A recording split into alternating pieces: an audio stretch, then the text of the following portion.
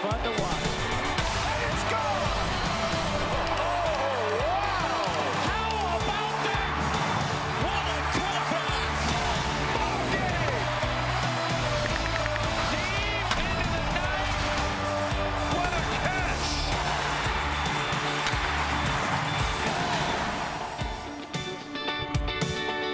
catch! Gray skies above Seattle. What new there? But the sun is scheduled to make an appearance. We're all hopeful for that. Afternoon baseball in the Pacific Northwest. MLB Live on Facebook Watch. We're in the American League West with the Texas Rangers and the Seattle Mariners. Hi, everybody. I'm Rich Waltz, and welcome to Seattle. We've got two teams headed in opposite directions right now. This used to be the Texas Rangers division, but after a losing season last year, they're 11 under right now. And the Seattle Mariners seem to have a team that finally could get them back to the postseason. They're right now just a game and a half out in the American League West, but that's not the story here in Seattle. If you're a baseball fan, you know Robinson Cano has been suspended 80 games by violating Major League Baseball's performance-enhancing drug policy. So that means 80 games gone, $12 million salary is gone, and as well, no postseason. Cano's statement yesterday: today I decided to accept Major League Baseball's suspension. This was the most difficult decision I've ever made in my life. Ultimately, the right decision, given that I do not dispute that I was given this substance. I apologize to my family, friends, fans, teammates, and the Mariners organization. The Mariners organization, Robinson made a mistake. He's explained to us what's happened, accepted the punishment, and has apologized to the fans, the organization, and his teammates. We will support Robinson as he works through this challenge. On the call with the game today, we've got Colby Lewis, who is an anchor on the two World Series teams for the Texas Rangers in the rotation. Of course, Harold Reynolds, a longtime Mariner, a Gold Glover 3 times, 2-time All-Star, and an Emmy Award. Congratulations on that. Thank you, man. I appreciate that. And because you won the Emmy, we start with you on this, the impact of Cano's suspension. You know, he's one of my favorite people and favorite players, and this is a huge impact. You know, for the commissioner to have to suspend Robinson Cano, it had to be pretty bad in that situation. That's something you don't want to do. He's one of the faces of the game. But he did it wrong, and he's going to have to pay for that punishment. The organization pays, and I think baseball pays. This is one of the faces of the game. But with the Seattle Mariners organization moving forward, when you build this team, you're building it around your $240 million player. Before they got Nelson Cruz, why'd they go get him? Because of Cano. You know, before they go make the D. Gordon move, you consider everything that Cano brings to the middle to anchor this team. So you lose that anchor, and it's difficult, and that's just on the field. The impact in the clubhouse is looming. You can feel it, and there's a big presence that's taken away. In a clubhouse, and you've gone through this as a Texas Ranger. What kind of impact is this? Yeah, we went through it in 12, you know, of course, with Cruz going through the same type of process. But it's big. It's going to be huge. It's not only just the overall atmosphere of the clubhouse, but it's the fan base that gets impacted too. And it's just unfortunate. It's, you know, it's bad for baseball. And but he, you know, like Harold said, he's going to have to go through that, you know, pay his dues and move forward. All right, let's get to baseball here, and we'll start with you. We'll stay with the Rangers. Man, injuries. I know, look, Cano's out, but the Rangers have lost the whole left side of their infield, and it started when Elvis Andrus took a fastball on that right elbow. Yeah, you know, it's huge. Both those guys are big key impact players, not only, you know, on the field but in the clubhouse. So with Elvis not traveling with the team, you know, I mean, it's going to be something that's in the dugout too, that's missed, and then of course AB is going to have to take that whole side of things in the clubhouse, not only on the field but in the clubhouse, like I said. But it's going to be big. Yeah, he's a leader, obviously, and so it's not just his bat, and it's not just his Gold Glove.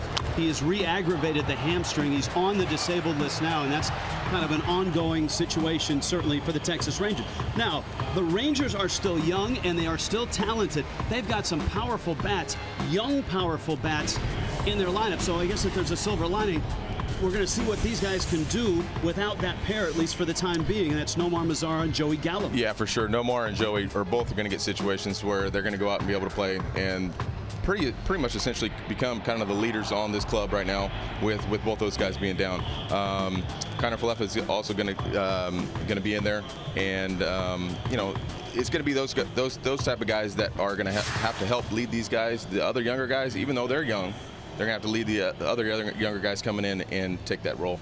Harold, we turn to you, and for the Mariners, this is as long in terms of length lineup as they've had. They've got depth offensively, and they've got to replace Cano not only in the field, but also his offense. Well, let's start with the offense, because he's the guy that's going to play 162 games for you. And the biggest thing, you have Segura off to a great start. The Mariners are playing, like you said, the best ball they've played at this point in a long time. He's a 200-hit hitter.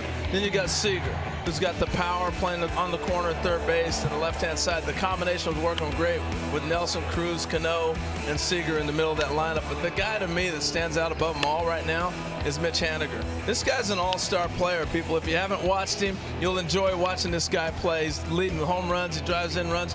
But the big change is going to be D. Gordon. They got D. Gordon to play the outfield. But in return, they picked up an all-star second baseman. So that move in the winter that seems so crazy, like they're putting him in the outfield, maybe they knew something. He's going to play second base for the Mariners. And he's taking some ground balls last couple days to polish up. He'll play the outfield in this game, but he'll be back at second base. But do you replace Robinson Cano? No, you don't. He's one of the great players in the game. But you can only try to get a little bit from everybody, and hopefully that collection works out. All right, we'll have the call of the game. We'll be joined by the fourth member of our broadcast team. She'll be everywhere here at Safeco Field today, and that's Elise Woodward. Elise? All right, thanks, guys. Obviously, you guys have touched on it, the suspension for 80 games of Robinson Cano. He drops that suspension, and so he will serve game one last night. So where do the Mariners go from here without their franchise player, one of the faces of this franchise and certainly one of the faces of baseball? I sat down with the general manager of the Mariners, Jerry Dipoto, earlier today to talk about how this affects his club moving forward. Obviously, losing Robbie is a very disappointing thing. We have all experienced, I guess, disappointment, frustration, but you have to get over it quickly. It's baseball. We've got another game today, and you've got to rebound and figure out a way to fill the void. We have a social responsibility that we have to accommodate, which is we're doing the right thing. Robinson's doing the right thing. He made a mistake. We're going to make sure collectively that we all solve it in the best way we can. He's going to come back. He's going to be a big contributor to this team and future Mariners teams, and we have to figure out how to bridge the gap between now and then, and that starts now. Well, bridging the gap is going to be interesting. You have a Gold Glove second baseman on your roster, but he's learning how to play center field, which is difficult with all the different factors. What do you decide? What factors do you weigh when moving him potentially back to second? We've actually had two different decisions to make as it pertains to D. Gordon and his present and future positions. D, we transitioned to center field. It was a real difficult undertaking for him, for anybody, to learn a position of that kind of nuance on the fly at the highest level of baseball. He did a great job with it. We had determined when Robinson Cano was hit by a pitch this past Sunday that we did not want to move D. Gordon into second base because we only anticipated it being a 2 to 4 week stretch where we were going to need him, which wouldn't have been fair to D or the team. Now that we're talking about a 3-month stretch, different story. So we had a conversation with D yesterday. He's going to take 3-4 days to start to acclimate himself to ground balls, working around the bag and the double play turn. And hopefully over the course of the next week or so, we can start getting him back in towards second base because he now becomes our best second baseman. You're a season high, 7 games over 500. What do you do with almost $12 million to play with? Do you have any idea of how to fill that void? Some ideas, and we're working on them now. Obviously, this does give us some flexibility to go out and answer issues, whether they be at second base and the outfield or other areas of our team that would like to improve. But we're not going to take it lightly. The market usually opens up sometime around mid-June. My sense is that this market is opening a little bit earlier this year. So now that the light's on in the supermarket, we'll start to take a look at what the possibilities are. And as is usually the case with the Mariners, we'll be fairly aggressive. All right, we appreciate your time, Jerry. Thank you. My pleasure, Elise. Thank you. Well, Jerry Dipoto has earned the nickname Trader Jerry because of all the moves that he's made. 140 players have come in and out of this organization. He's only been the general manager for 3 seasons. He is not going to be scared to make moves. And now, guys, he's got almost $12 million to play with that money that they no longer owe Robinson Cano. All right, Elise, terrific job there. Thank you for that. Let's dive right into baseball here. The Texas Rangers lineup looks this way. Delano DeShields is in center field. Shin-Soo Choo, the DH. Jurickson Profar is heating up at shortstop. Nomar Mazara in right field, and a double and a couple hits last night. Joey Gallo homered last night. Isaiah Kiner Falefa at third base. Rugnet Odor is at second. I'm glad you said that one. Ronald Guzman's at first, and Carlos Perez is the catcher. DeShields comes to the plate. Christian Bergman. Colby, what do we have with Bergman here? We got Bergman. He's featured today. Let's see. We got a cutter, slider, and a curve. Fills up the strike zone, and he can pitch up. You know, they are all about these spin rates and all that kind of stuff. So we'll see what kind of up in the zone type of pitcher that he's going to be today. Up in the zone, and a fly ball to D. Gordon. And this is a ballpark here in Seattle that if you can pitch to center field, you can get outs in the air. Yeah, Colby got here yesterday, flew into Seattle and said, I'm ready to pitch. This is a pitcher's dream. You got that right. Well, look at the defense. D. Gordon, we've talked about. Haniger's in right field. I think the big thing here is, though, looking at Andrew Romine at second today. Yesterday it was Gordon Beckham, so they're trying to fill that spot. The other guys have pretty much been pretty steady, but Ryan Healy is starting to swing the bat for the Mariners as well. So that's kind of the defense for the M's. Spacious ballpark, though. And is it nice to pitch here or what?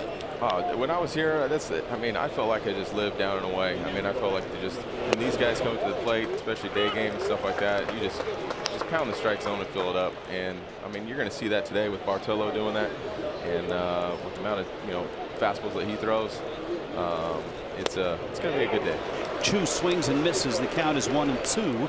This has been the personal playground of Rangers starter Bartolo Colon. For Christian Bergman, just up from AAA, an emergency start with the rain out and the tough road that the Mariners have had. They needed a starter, and Bergman, who's been in and out as a kind of a swing guy a few times, gets the ball here against a Texas team that is 16-27. Bergman is out of Southern California, University of California at Irvine. Not too far from my hometown. There you go. You're a Bakersfield guy. That one fouled at the plate. And he went to St. Francis High School. And I know somewhere Eric Burns is going nuts, but it's not his St. Francis High School. There's two of them.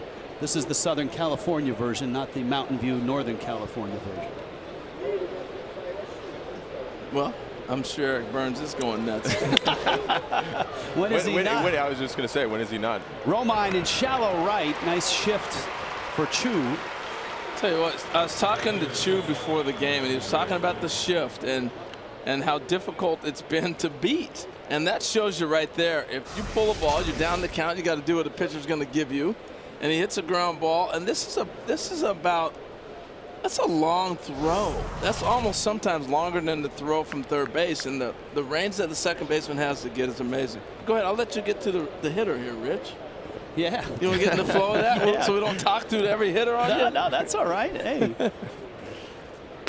Here's Jurickson Profar, the young shortstop who's getting a chance to play every day and playing well right now in the absence of Elvis Andrus.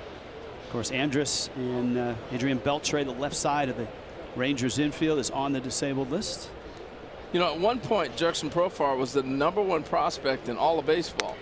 And they didn't have a place for him on your World Series teams. They didn't try to play him in the outfield. So what were you thinking when you saw this young guy come up at 19 and be, pretty productive, but yet not have a spot to play? Yeah, definitely a kid that was in a man's body. That was for sure.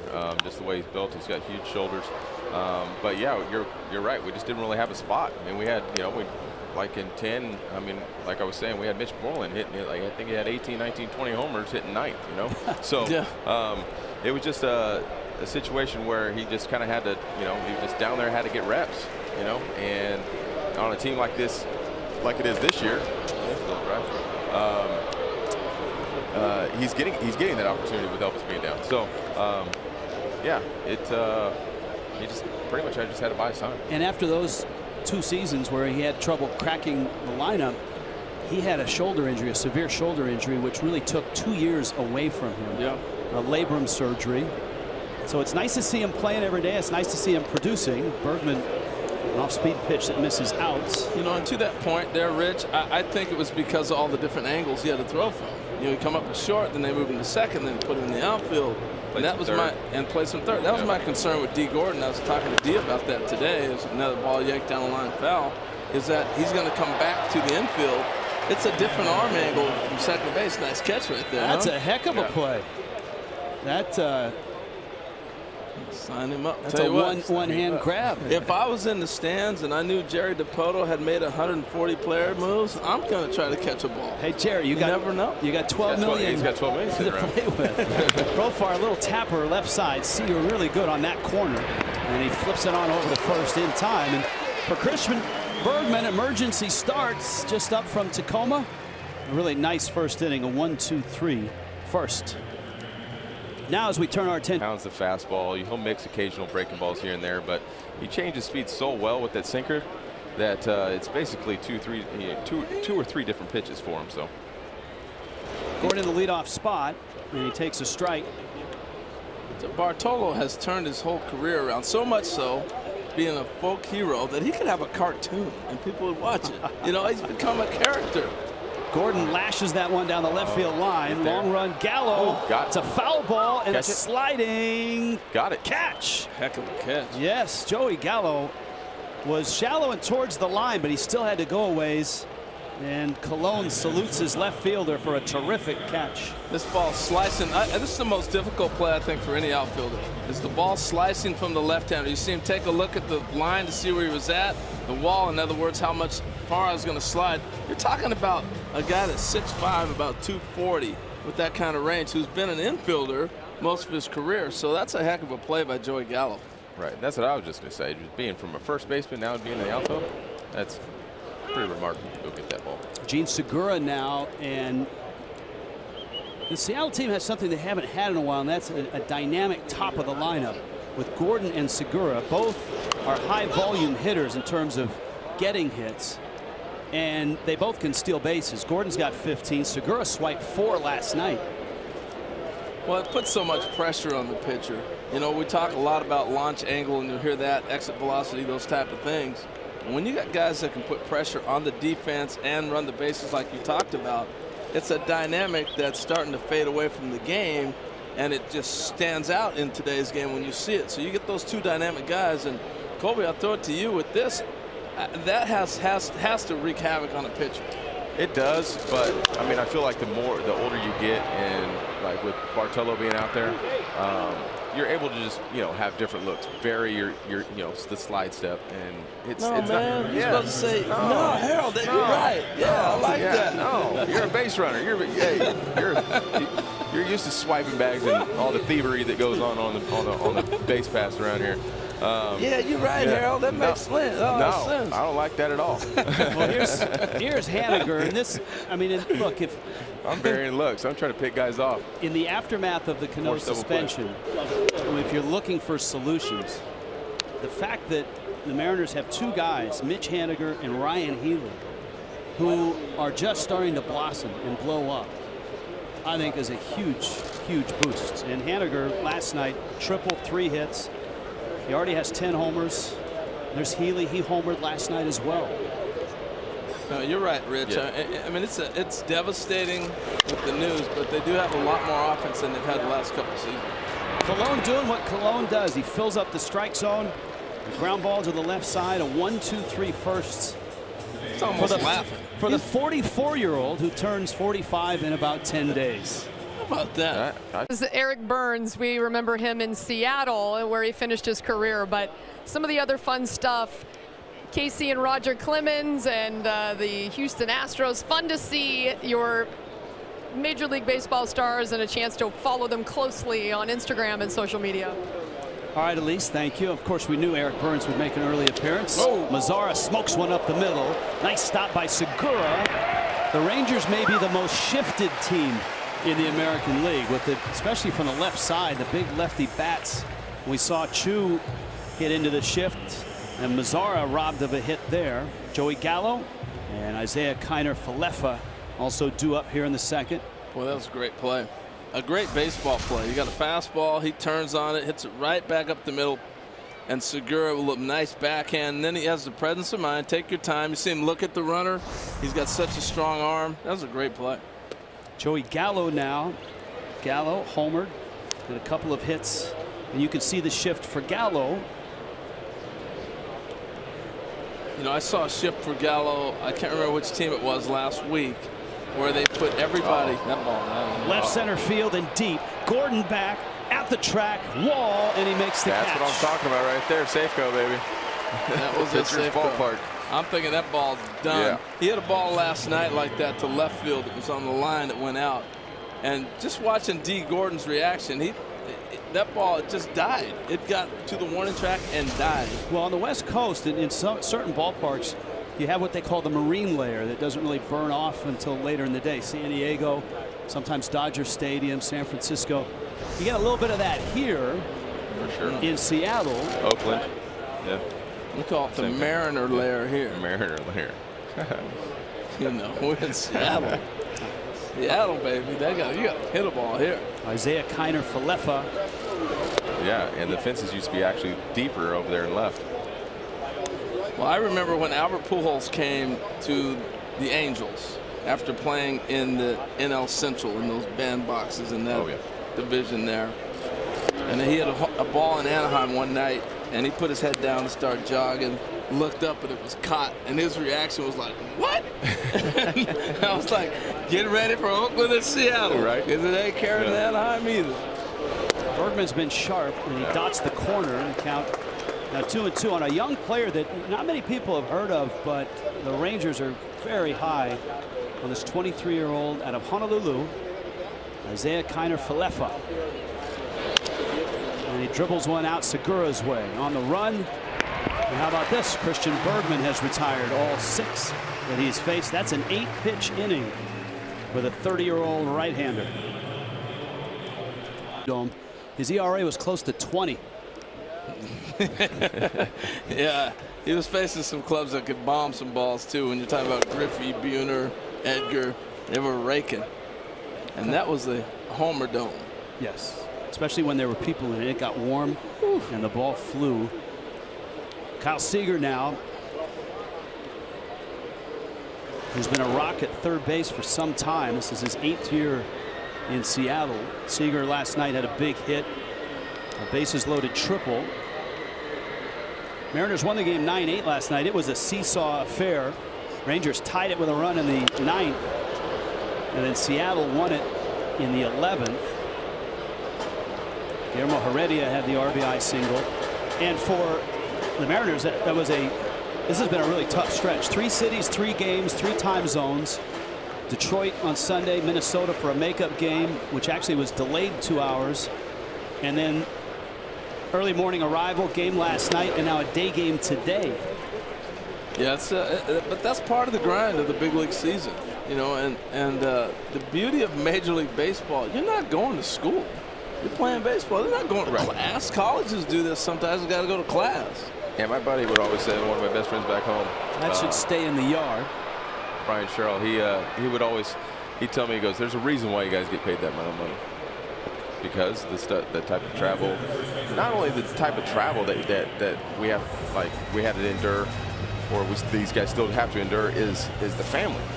Is like trying to get your wife and your kids, you know, and you still want to see them, and then their travel, and then you're worried about them, and it's just like it's a constant, you know, every week it's something new, and it's just, it gets tiresome. But like he would always say, stop complaining. It's the reason why you get paid that amount of money. Elise Woodward had that sit down at the start of our show with Jerry Dipoto, Vice President, General Manager.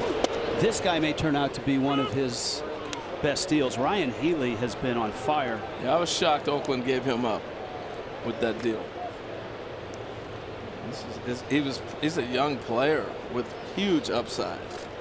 Oh, that was one guy in 16 that I worried about in the lineup. That was one of the only guys that in that Oakland lineup that I was worried about being that young, and he has a lot of pop.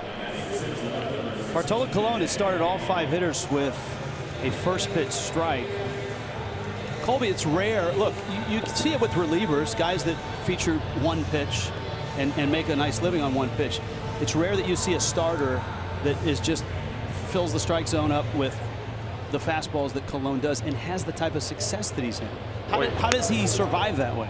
Well, I think it's, you know, I mean, the way he gets inside the ball and in the way it creates the sinking action that he does. It's the two-seamer. I mean, I remember seeing him when he was younger, And when my rookie year, Little and he flare came in, falls for Gamble. he'd come in and throw that pitch at 93, 94, and I forget who it was, doubles in the gap, 2 outs, and then he rears back and throws 98, 99. And so the transition has been for him over the course of his years is just being able to manipulate that sinker. And I felt like it was a lot, real similar to me, being young, throwing hard, then at the end of my career having to really So you're saying you were Big Sexy? No. You needed a nickname. No, I know. Yeah, I have one, but I don't like. I don't know. Nicknames are nicknames. Mike Zunino at the plate. Zunino caught last night. Really had a nice offensive year last year. Popped 25 homers in 124 games. Yeah, he was one of those guys, a high draft pick, the #1 pick really for the Mariners that year, and he really struggled. And it just shows you got to have patience with certain guys and trust what you drafted, that your evaluators and your scouts and whoever else have been able to understand the projection of what this guy might be. He's been a great story, and it takes some guys a while to adjust to the pro life, particularly young catchers today when they want you to run every pitch, every situation, every study. And I think the one setback with college baseball to pro is the coaches call so much of the game. Right. So then they send a kid into pro baseball, and he's got to learn how to call a game.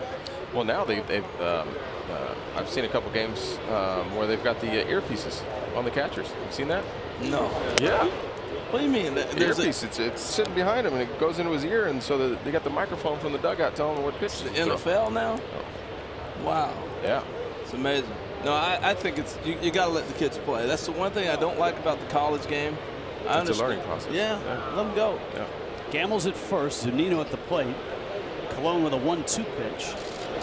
I said all that to say I think his offense struggled because he had to learn how to catch a game first, and that's your top priority as a catcher, is to direct the pitchers through a game. And Harold, he went down to AAA and totally had to revamp his swing. Now the average isn't there, but the slugging percentage is. He was over 500 with his slugging percentage.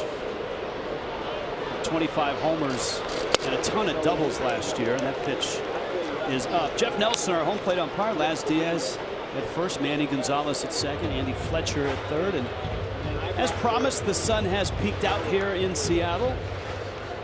But here's where the game's changed, Rich. He's got the whole right side of the infield. You've got a first baseman holding the guy on, the second baseman's playing up the middle, and you're hitting 200. So shoot the ball through that hole, pick up the run, your first and third. Gamble on the move, bounced wide of third. Well, one of the arts of shifting, guys, and Harold, you know this as an infielder, Colby as a pitcher, isn't necessary. I mean, look, the shift is one thing.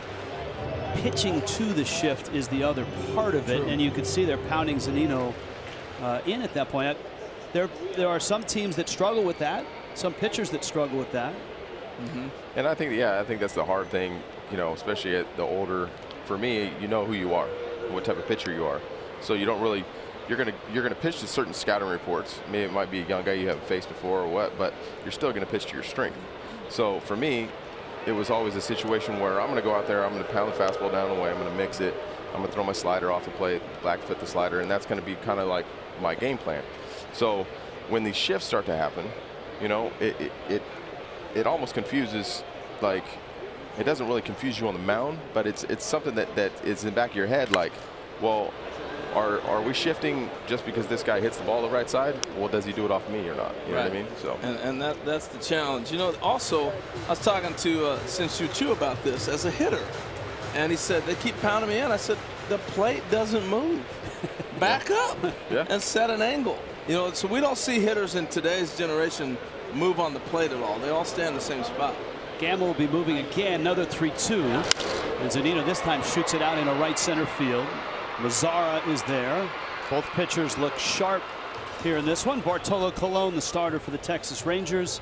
And Christian Bergman up from AAA, emergency start for the Seattle Mariners. A scoreless game here in the American League. The shift, just for the fact because, I have a game plan against hitters. You research, you look at their strengths and weaknesses, and if you're able to execute on both sides of the plate along with up and down, then you understand what's going to be a hit. And just from the nature of how you've come up all the way from Little League into high school and the pro ball, you just already know when a guy makes contact, you know where the ball's going to go, and you know that there's a guy not there, and therefore you can accept the fact that the guy earned his hit because you didn't make the right pitch. But if I'm making the right pitch and all of a sudden this guy now gets a hit because we did a position change, that's when I think I get a little bit frustrated, and then that's a little bit harder to then try to execute the next pitch when you're thinking about the previous outcome. Is that when we hear the no? Yeah. Yeah, there's a little bit more words, I guess, that kind of get covered. That's when you want the crowd to be a little bit louder.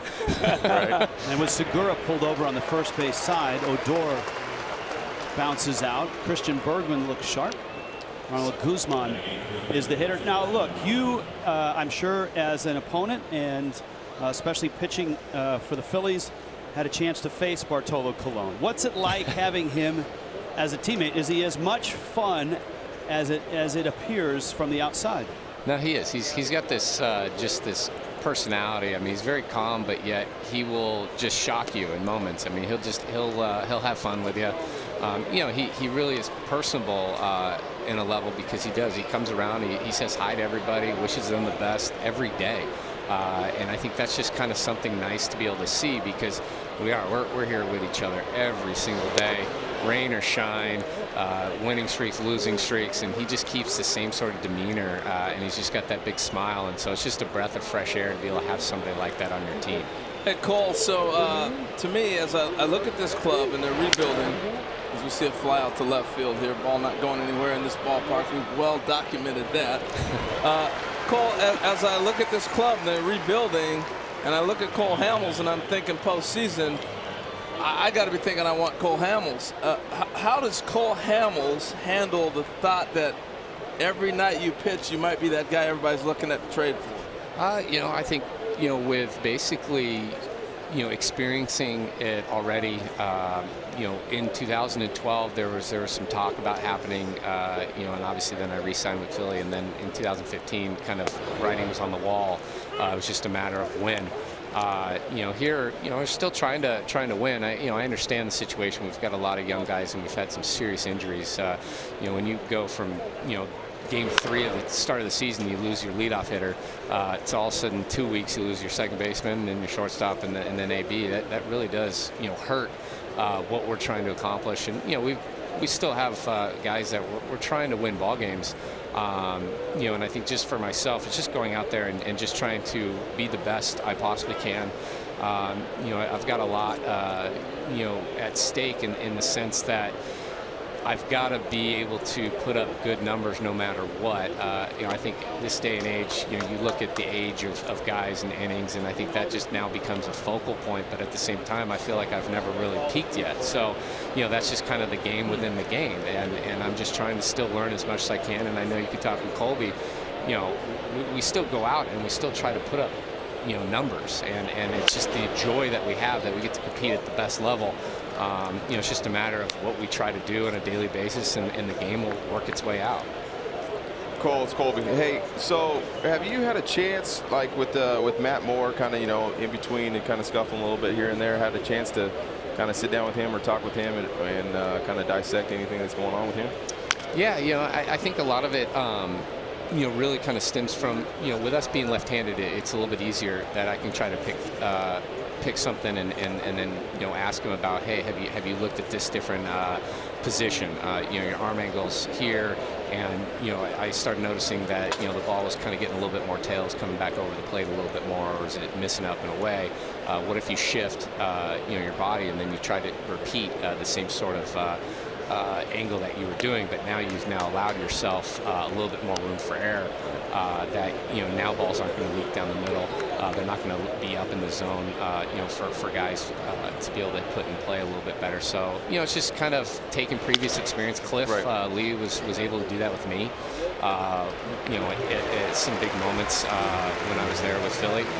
So now it's just, you know, a matter of him just trying to tinker with it. But I think it's, you know, tough. And you know this, Kobe, is there's a lot of people that always want to, you know, put in their 2 cents, and you've got to regurgitate that and then pick something that you're comfortable with and then actually work on it during that week. Yeah, kind of let things, you know, take what you want. Do you put Gordon back in center? This is a tough one because if they don't make a move, they're not going to be in it.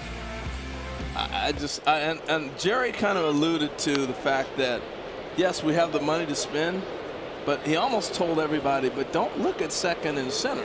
Right. We're going to go fill some needs. So if they go get a pitcher, they go get a Cole Hamels, or they go get somebody, they still need a little more pitching depth, and I think the bullpen needs a little help. I think they go there before they go to the offense. The offense, I think, is fine. They do that, they'll be in the postseason. If they don't, they're not going to make it. This is Andrew Romine at the plate against Cologne. Romine, who has been a really versatile piece in the big leagues for a while, last 4 years with the Tigers. This is a guy that has played every position in the game. He has caught, I think he caught for like an out, and has also pitched. And a line drive finds Guzman, who drops it on the transfer. You better keep running. Romine's going to end up at first. Laz Diaz, the first base umpire, was definitive. Well, earlier, you know, about 2 years ago when they came up with that rule, that would probably be counted as a drop. You were playing then. Yeah. Remember how crazy that was that first week before they sat down and changed everything back to normal? Yeah, when the double play ball at second, yeah, the transfer every time. Oh, that might be a drop. That ball's jingling around his glove. Well, they don't want to check it. It's too late now. But Cologne delivers the strike. David Freitas is the catcher here. He's in the 9 spot for Seattle. you remember a few years ago, it was a mess. They would catch a ball in the outfield and the guy crashed the wall. For and then 3 weeks, didn't change it to the other hand. That's a drop. Yep. Yeah, what was that? That was there was one big play in Minnesota. Yeah, just came up, caught it, ran 4 or 5 steps with it, bobbled it when he pulled it out of his glove, and they called him safe. One of the beautiful things about working at MLB Network is when things like that happen. Joe Torre's right there in New York, you know, so here comes Joe into the building. And, you know, when Joe shows up, they're making a rule change. It's like something's not right. And Joe gets the heat from everybody. It's like walking through the crowd at a visiting ball club, and everybody's yelling at you. He's walking through the halls. Joe, you got to change that rule. It makes no sense. What are they doing? 1-2 to Freitas.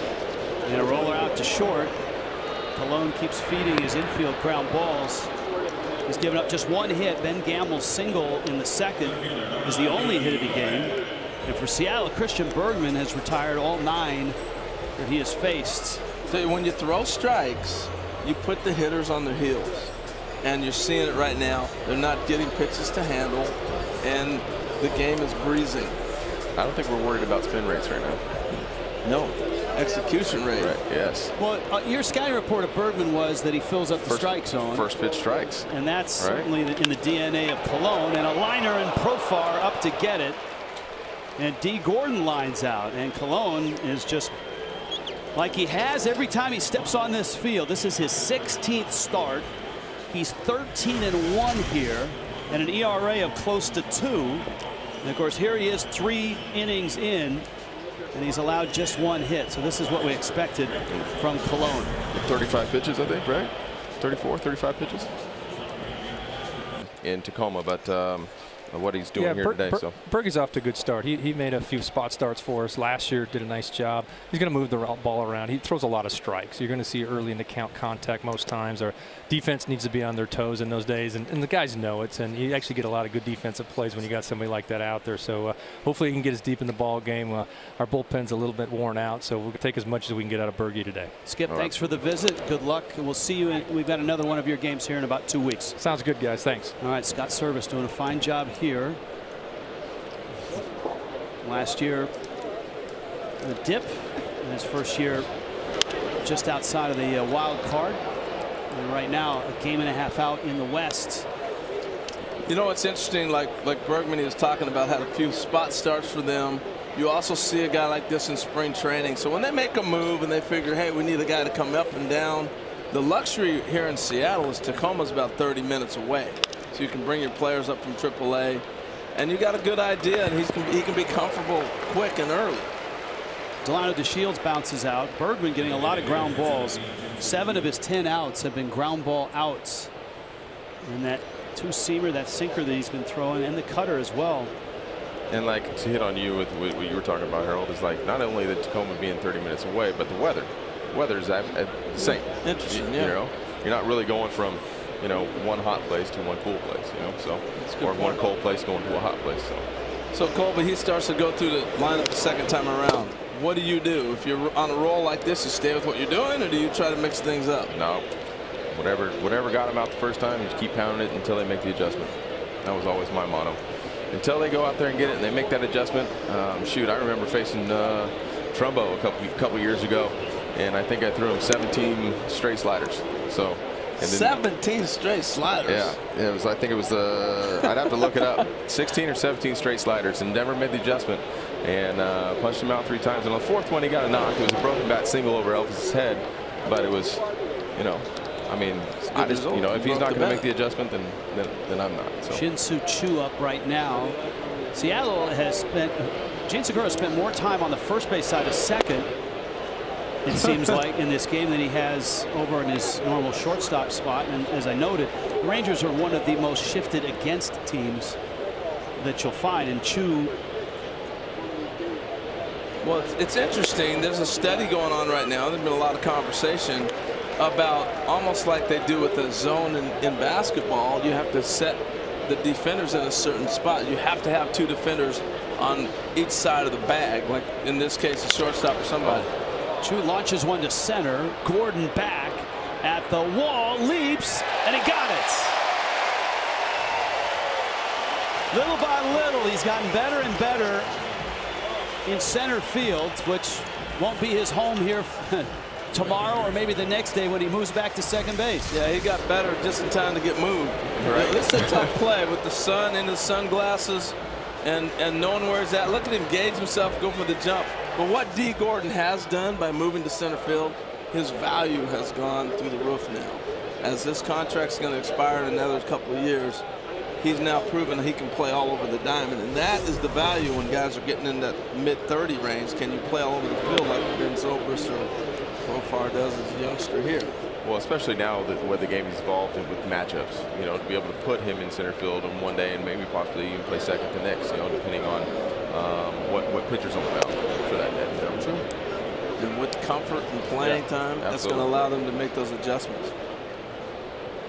So back to the point I was making about shifting. If you look at the infielders right now, you see the second baseman, first baseman, the shortstop, third baseman, 2 guys on each side. Well, this one might be another fly out, and Safeco shutting them down, man. Haniger is there on the track. Profar a fly ball out, and Christian Bergman has been perfect in his 4 innings here. In a start up from Tacoma, Bergman in emergency filling a spot. He's not been dominant in terms of strikeouts, but a lot of. Before we let you go, did Colby play for you? Yes, he did. Yes, he did. Give us a scouting report. I can't believe how quiet he can be sometimes. He's chirping up here. Can you believe how much he's talking? Absolutely no. Let me tell you something. He's a silent assassin on the field. This is no better competitor than Colby. He knows exactly what he can do. He takes his stuff out there every single day. Right. He pitches well and competes. We better let you go. Yeah, I got to go check on my guy. All right, Skip. Thanks for the visit. And let's hope Bartolo Colon is all right. That ball hit hard off of Colon. He got the out. Tell you what, he's a great athlete, though. I think he gets his glove on this. This is a rocket back at him, and he didn't get his glove on. No. but I mean, you know, he's got a little protection there. You know, he's got a little bit. That ball's hit hard. Have you been hit before? Oh yeah. How many times? A bunch of times. Oh, did you not? The one in 16 when I got that 105-mile-an-hour one off the back of my head, and the door caught it in the outfield. No, I missed that one. Yeah, that's a good one. How long did it take you to recover from that? One warm-up pitch and ready to go. Oh my God! Look at him; he's grabbing his belly like, "Hey, it hit me." Yeah. You said he had some protection. He got some protection there. I put hey, since I haven't played this last year, I got a little protection. That's not right. That is not right. Bartolo has feelings too, guys. Hey. Yeah. He is. That's fine. Having had the pleasure of watching him a lot in the National League East. Just a wonderful guy and a terrific leader. And you know, talking to Jeff Bannister, one thing he told us in the meeting that Cologne has been a really nice addition to the rest of the starters. Having him around is nice for the younger guys. Now, they released him in spring training and brought him back, right? That was an unusual deal. I'm almost positive. We just, I think there was a negotiation based upon like, look, you're going to go down there for 10 days, but you're gonna have the spot start. Yeah, because he came back and he actually started. Right. Yeah, because we didn't have the roster spot available at the time, so they said, all right, we're going to take it out. We're going to make the move. You are going to make this start in, you know, whatever it was, April 15th or, you know, was his first start or something like that. So they just wanted to carry. I think they wanted to carry either one more position player, one more bullpen guy for that, you know, until they needed that fifth starter. And that's the luxury of a veteran guy to go, okay, I can get myself mentally ready, physically ready, and I'll come back. Mitch Haniger, right center field. Ball's well hit. Mazzara has room. And that triangle out in right center, about 375 feet from home plate. Bartolo Colon has another out. There's only one hit in the game, and that's Ben Gamble's single back in the second. Kyle Seager comes to the plate.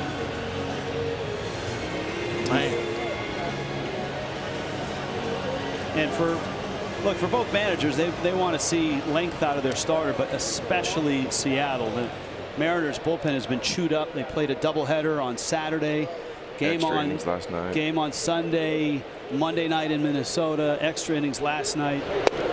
No, it's a big night for both these big day, I should say, for both these starters to go out there and put innings together and give that both bullpens a little break. And I think Texas is off to Chicago for a 4-game swing. So, well, that's the big challenge being in a weather place. I know Seattle didn't rain out here, but when out east and all over the country, the weather's been so bad. Now you get back to with a doubleheader.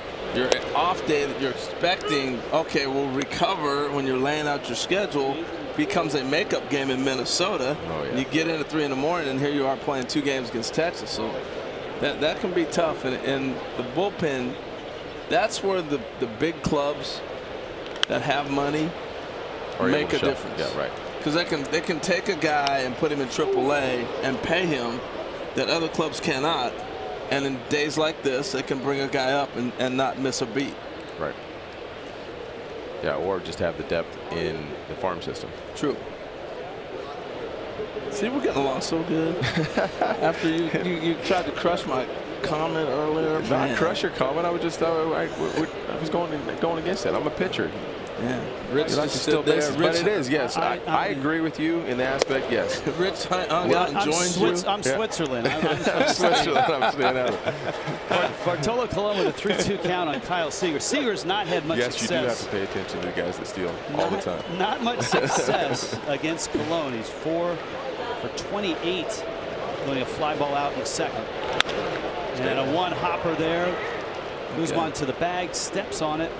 And Bartolo Colon is through 4. He's allowed just a hit, hasn't walked anybody. He rarely does. And Colon, along with Christian Bergman, who's making the start for Seattle, have been absolutely terrific in this one. Rangers. That cool swagger at the stance. Golly. It was just, that was the guy that I enjoyed growing up. That's the guy that I had the most baseball cards.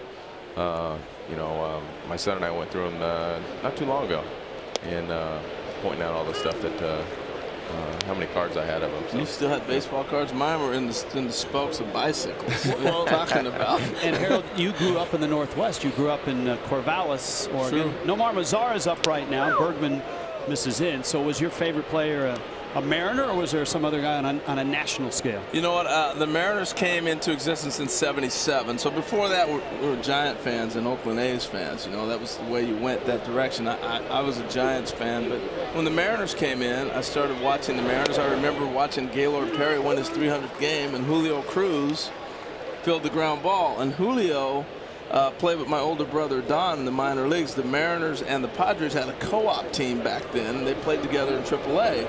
And when I was a kid, I'd go watch him play, and Julio taught me how to take ground balls. He taught me how to steal bases. And I went to my first Major League spring training, and Julio was the second baseman. And they're playing the Brewers, who'd been to the World Series, and Julio goes, "You want to play today, kid?" And I'm like, "What?" And he goes, "I don't feel too good today, Skip." And I got to start against the Brewers. And that was Julio's gift to me. Mazzara to left. Gamble fighting the sun makes the catch. So Mazzara is out. Bergman's retired all that he's faced, 13 straight. Joey Gallo comes to the plate, one of the more unique hitters in the game. You see those. Here's that shift I was talking about earlier. They actually at sometimes move the center fielder all the way over there. We have 4 outfielders in this look here. And here's the spray chart for him, hit by percentage. See, for me, I mean, I loved it, like that right there. Oh, could you lay that down? There's nobody on that side. I mean, not anybody. Seager's actually. You push butt that. You got 4 infielders on the right side right now. I like that, but I don't like it right here, believe it or not. Well, yeah, because it's nobody on, nobody out. Nothing game, and you got 1 out. I want Joey Gallo hit me a bomb and give me a lead for Bartolo. He hit it out of the stadium. Other than that, I love it in certain situations. Here, I want to see him swing. And you know what? Sometimes guys show bunts to track the baseball as well. When you show a bunt, you can track the ball a little bit better. And with Gallo, of course, the infield is shifted over, but the scout report, the outfield is pretty much straight up. In fact, they're shaded a bit to left center, and with good reason. This was his home run to left last night. A bullet, man, to left field. I saw that ball. I was sitting down by the Mariner dugout, and that thing shot out of here. Yeah, and that's due to his size and his strength. I mean, if you look at it, I mean, like he's gonna hit those balls. But I mean, we need to hit a. The Rangers need to have him hit the ball to that side. It's okay. I know. That's all right. We need to get him out. Yeah. True that. He just did. High heater right there. See, scouting report. There it is. Bergman gets the strikeout. Spin rate. Gallo goes down. No, the interesting thing about Gallo was that he's a guy, you talked earlier, Rich, about pitching to the shift and guys pounding guys in. You're throwing him away, and he's still hooking balls. That's why the strikeouts are so high for him. If he learns to take that ball the other way, he's got the power to do it, which we showed in that video. That's going to leave him on the baseball longer. And it's also going to get the ball into him when they want to think they can get inside. You know, in the game today, people are talking about the ball not being in play, too many strikeouts, too many walks. That was the first strikeout of the game, and neither pitcher has walked anybody. Come get it. Come get it. Segura going to barehand, and it crawls up his arm, and that's going to be a infield hit, right? A base hit for Isaiah Kiner-Falefa. You know, that's that's a teaching moment for you at home. If you're an infielder and that ball's bouncing like that, that's when you go glove. He's got a guy that gets jammed, so he's still stuck in the box. I think he had more time. He could have used the glove instead of trying to go barehand. Once you barehand, you got to be sure. But I think Gene probably could have went glove, transferred to the hand to throw him out because of the read you get off that hitter. He didn't get out of the box very well. Agree with that. So Falefa, who can steal a bag, is at first, and that's the first hit given up by Christian Bergman. Of course, Mariner fans were treated to the no-hitter on that last road trip. Terrific work by James Paxton. Historic with the no-hitter up in his native Canada. That's off the end of the bat. Odor with a foul ball, and James Paxton will join us coming up over the next break. Maybe he'll show us the tattoo of the maple leaf on his arm. Maybe he'll show us that eagle. And what a claw. Yeah, better place to do it, you know, like being from Canada. Right. Yeah, you know, Toronto, yeah. Well, he had pitched there before and not well. So for him to go back there, I mean, the first time he pitched there, it was huge. Canadian native pitching in Toronto. Yeah. And it didn't go well. So for him to walk in there and throw a no-hitter, that's incredible. Sure is. Yeah, I always felt like when I pitched, I was always really comfortable in Anaheim, really comfortable in Oakland, being from California, Central California, having my family around me. I always felt a lot more relaxed, you know. So maybe he just found that role and went out there and did work, you know. Different strokes for different folks. Now Bergman working on Odor. Odor is emblematic of a lot of Rangers, guys that have been banged up hamstring injury took him out for a month. He's only been back in the lineup for about a week now, and trying to find his rhythm and start to produce. Yeah, I was going to say. And a high fastball finishes off Odor. Christian Bergman has been absolutely brilliant here, making a start up from Tacoma, up from AAA. Mariners have a need, and Bergman has filled it. Well, if you missed it, here's a look and a listen to James Paxton in that wonderful moment. And I was like, oh boy, here we go. And this thing just came flying right at me and had feathers in my face, so I just tried to dodge it, and then it landed on my back, and I could tell at that point it wasn't attacking. It was just trying to perch on my shoulder. And then I tried to stand up slow to have it just kind of stand on my shoulder until this guy came and got it. But when I stood up, it fell off my back, and the guy was right there, luckily. So that was good. Right about that time you locked eyes with him and he started coming at you, I'd have been like, ah!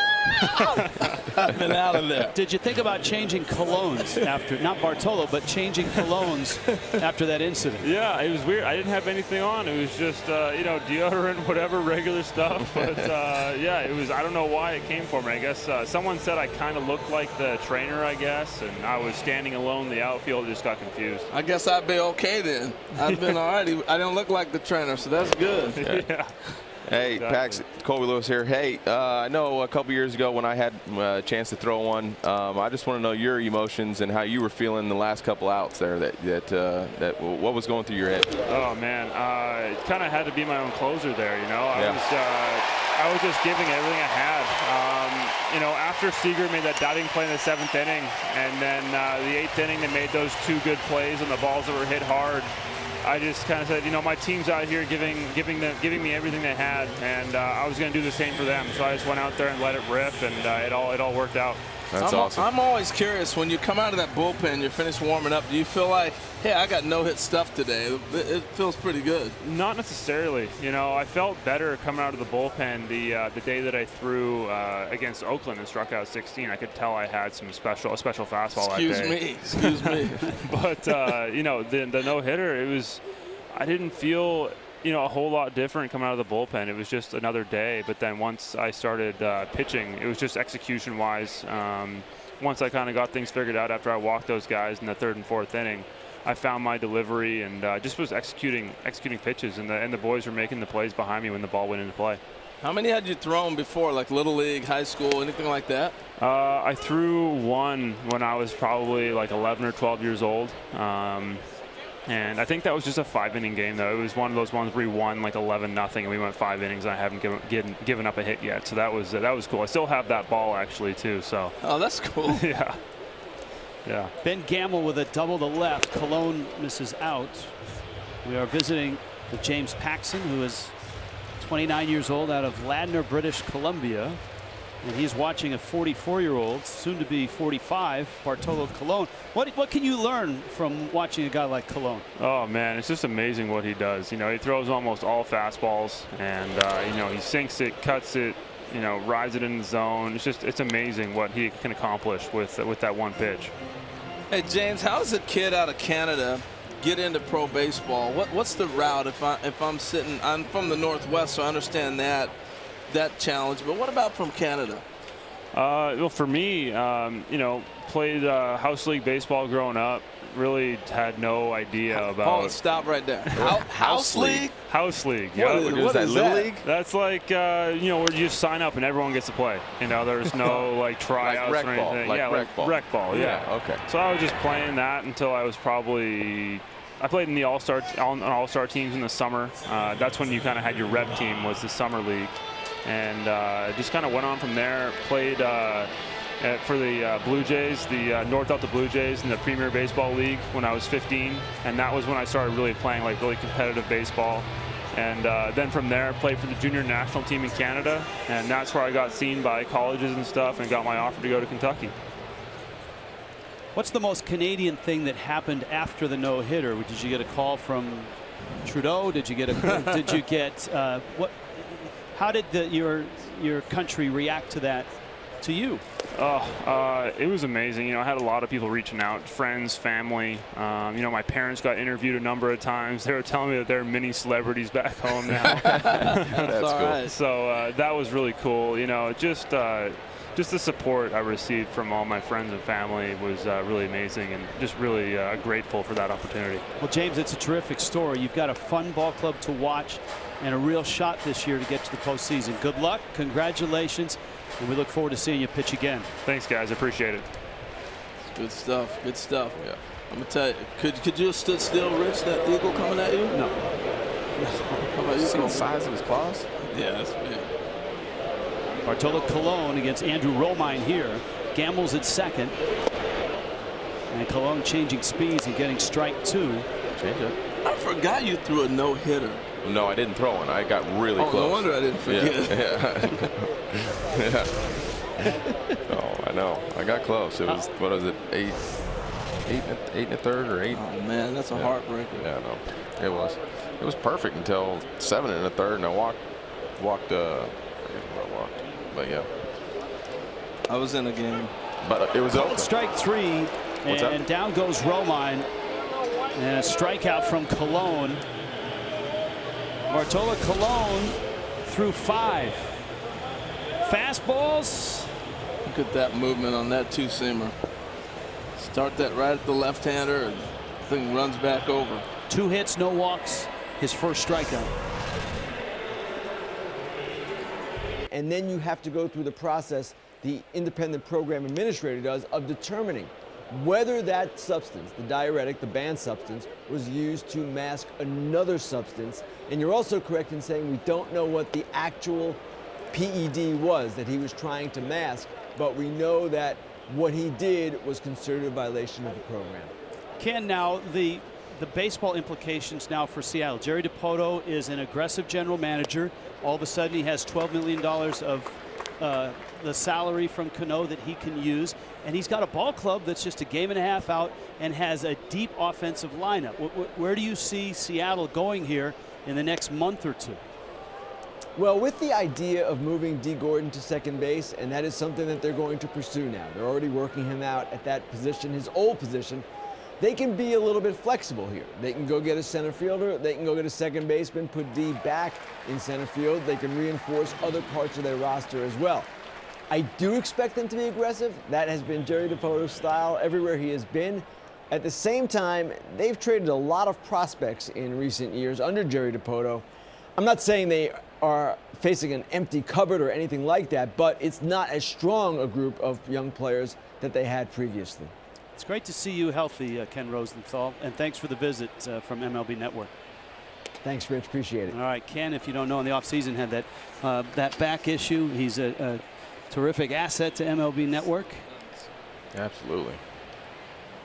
Here, it's been pitching on a day game in Seattle, and Bartolo Colon, outstanding. Christian Bergman, outstanding. And Bergman, the bigger surprise. Bergman getting a spot start here, called up from AAA, and has held the Rangers with some powerful bats to just an infield hit, and that's it. And the 0-2, Carlos Perez takes down low. Yeah, so impressive. I think he pitches a little bit different than most may have thought. In this day and age of guys relying so much on video instead of let me stand on the on-deck circle and see what he's got, so to speak, that throwback, I think sometimes you overthink.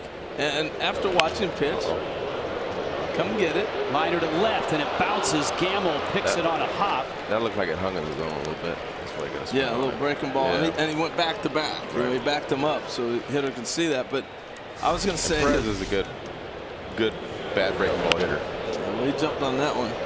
I was going to say that sinker. And they were probably expecting, when you look at radar gun velocity, you don't think most guys that throw a hard sinker are going to be mid-90. Right.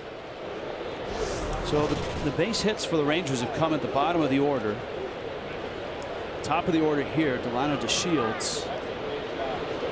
And remember, Seattle's bullpen is thin. They want Bergman to get as deep into this game as he can. They used 6 pitchers last night. Texas also used 6 pitchers.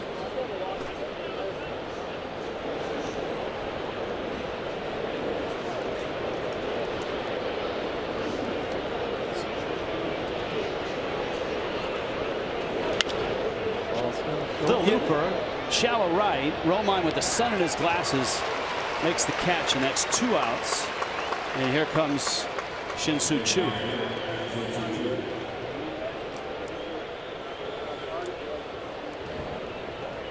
That's one thing pitching on the mound. I mean, I feel like when you face the bottom of the lineup, like, you know, one of my best pitch coaches I had is Mike Maddox. Of course, he was here for a long time, and he would always say, "Don't let your guard down." And so, at the bottom of the order. At the bottom of the order, you know, like, or after you face, like, say, you know, like everybody was worried. He always gives this analogy of, you know, facing Bonds, but who hit right behind him during when Jeff Kent had his MVP year, you know. Right. So, you know, because they would, I got Bonds out now, and then you let your guard down, and Jeff Kent's boom right behind him, you know, having an MVP year, you know. So, just really, as a pitcher, you really got to focus on, you know, quality pitches all the time. You know? This is Choo. Seattle has shifted for him, and he swings and misses a high fastball. And the count's 0-2. Boy, if Scott Service even gets just 6 innings like this out of Christian Bergman, he's got to be thrilled. No doubt about it. And Bergman's saying, "Get me a run, boys." Yeah, 6 innings. He didn't go more than 6. Bergman's pitch count manageable, so he's got more in the tank if needed. He's been starting in Tacoma. He made 8 starts in AAA, pitched to a 3.5 ERA. That's good for 100. Man. Well, you heard Bannister talk about, well, they got us in the rocking chair right now. He's got us in the rocking chair. This is a perfect example. He pitched Choo inside on the first 2 pitches. Then he's gone back out. And what he means by that term, a rocking chair, you got a player not knowing which side of the plate a pitcher is going to pitch on. So it's almost like if you had a chair, you're rocking back and forth. So he's moving the ball in and out of the strike zone. That's why he's been effective. There he goes back outside again. So you keep them with that effect. Colby, you were really effective in being able to do that. Yeah, just being able to bounce the ball back and forth, not really letting the guy set his eyes in one spot, you know, and that's the big thing. Or if you do, like I said with the Trumbo type of deal, just keep walking it off the plate. You know, if he knows you're going to throw that certain pitch, just make it a little bit better than the last one. It doesn't have to be nasty. It doesn't have to be the perfect pitch. It just has to be a little bit better than the last one. Bergman there changing speed, striking out Choo, and he has limited the Rangers to just 2 hits. He's got, in terms of pitch count, he's got another couple innings. 74 pitches so far for Christian Bergman. Elise Woodward, where are you right now? Zoom in on him, please. Not going to be good. No, it's good. It's a little chewy. Watch the face. Watch the face. Ground ball short. While you figured that out, what a play by Profar handling that tough hop right there. That grasshopper, woo, it might hop right out of your mouth. That thing is nasty. It is nasty. That is nasty. Remember the segment we did with thumbs up and thumbs down? Well, 2 thumbs down. Sorry. See, now I keep saying, not bad. Remember the Angels had the rally monkey back in the day, and everybody has those rally things. I'm saying get the rally grasshopper going. Right. Break out the grasshopper and get some hits. D. Gordon up with 1 out. Cologne just keeps on keeping on here in the 6th. Freitas out number 1. Gordon is lined out, flied out. You got Segura on deck. Rich, hand me one of them donuts, man. There you go. Got cinnamon ones right here. Ooh, those are the mercy. Glazed bacon. Wow. This is serious. I like that. Better than the grasshopper. I'm gonna need a lot of water though. I'll tell you that. You'll be tasting that grasshopper the rest of the day, right? Oh, man. 1-1 pitch to Gordon. Now these 2 guys have been linked to one of the most emotional moments in Major League history. It was the game after Jose Fernandez was killed, and Cologne was pitching for the Mets, and Gordon was leading off for the Mariners. Gordon came to the plate with Fernandez jersey, his batting helmet, his bat, from the right side of the plate, took a pitch, symbolic to open the game, and then promptly hit a ball up into the upper deck in right. I didn't realize Bartolo was the pitcher he hit that home run off. And Cologne was terrific in that moment. Gordon would collapse into his teammates' arms after that home run. And Colon knew exactly what was happening. And so did the Mets. Terry Collins and the Mets in that moment were as classy as you could ask for. Gordon would collapse into his teammates' arms. Colon would stay off the mound and let the moment happen. Yeah. Wow. It was, I mean, how was that for you calling that? Very hard. The whole game was very difficult. It's hard to watch a major league game where players are openly weeping. Yeah. And here's the first pitch. You know, Gordon's got all of Jose's stuff, and then he turns around, and he doesn't hit many home runs. Yeah, that's an amazing moment.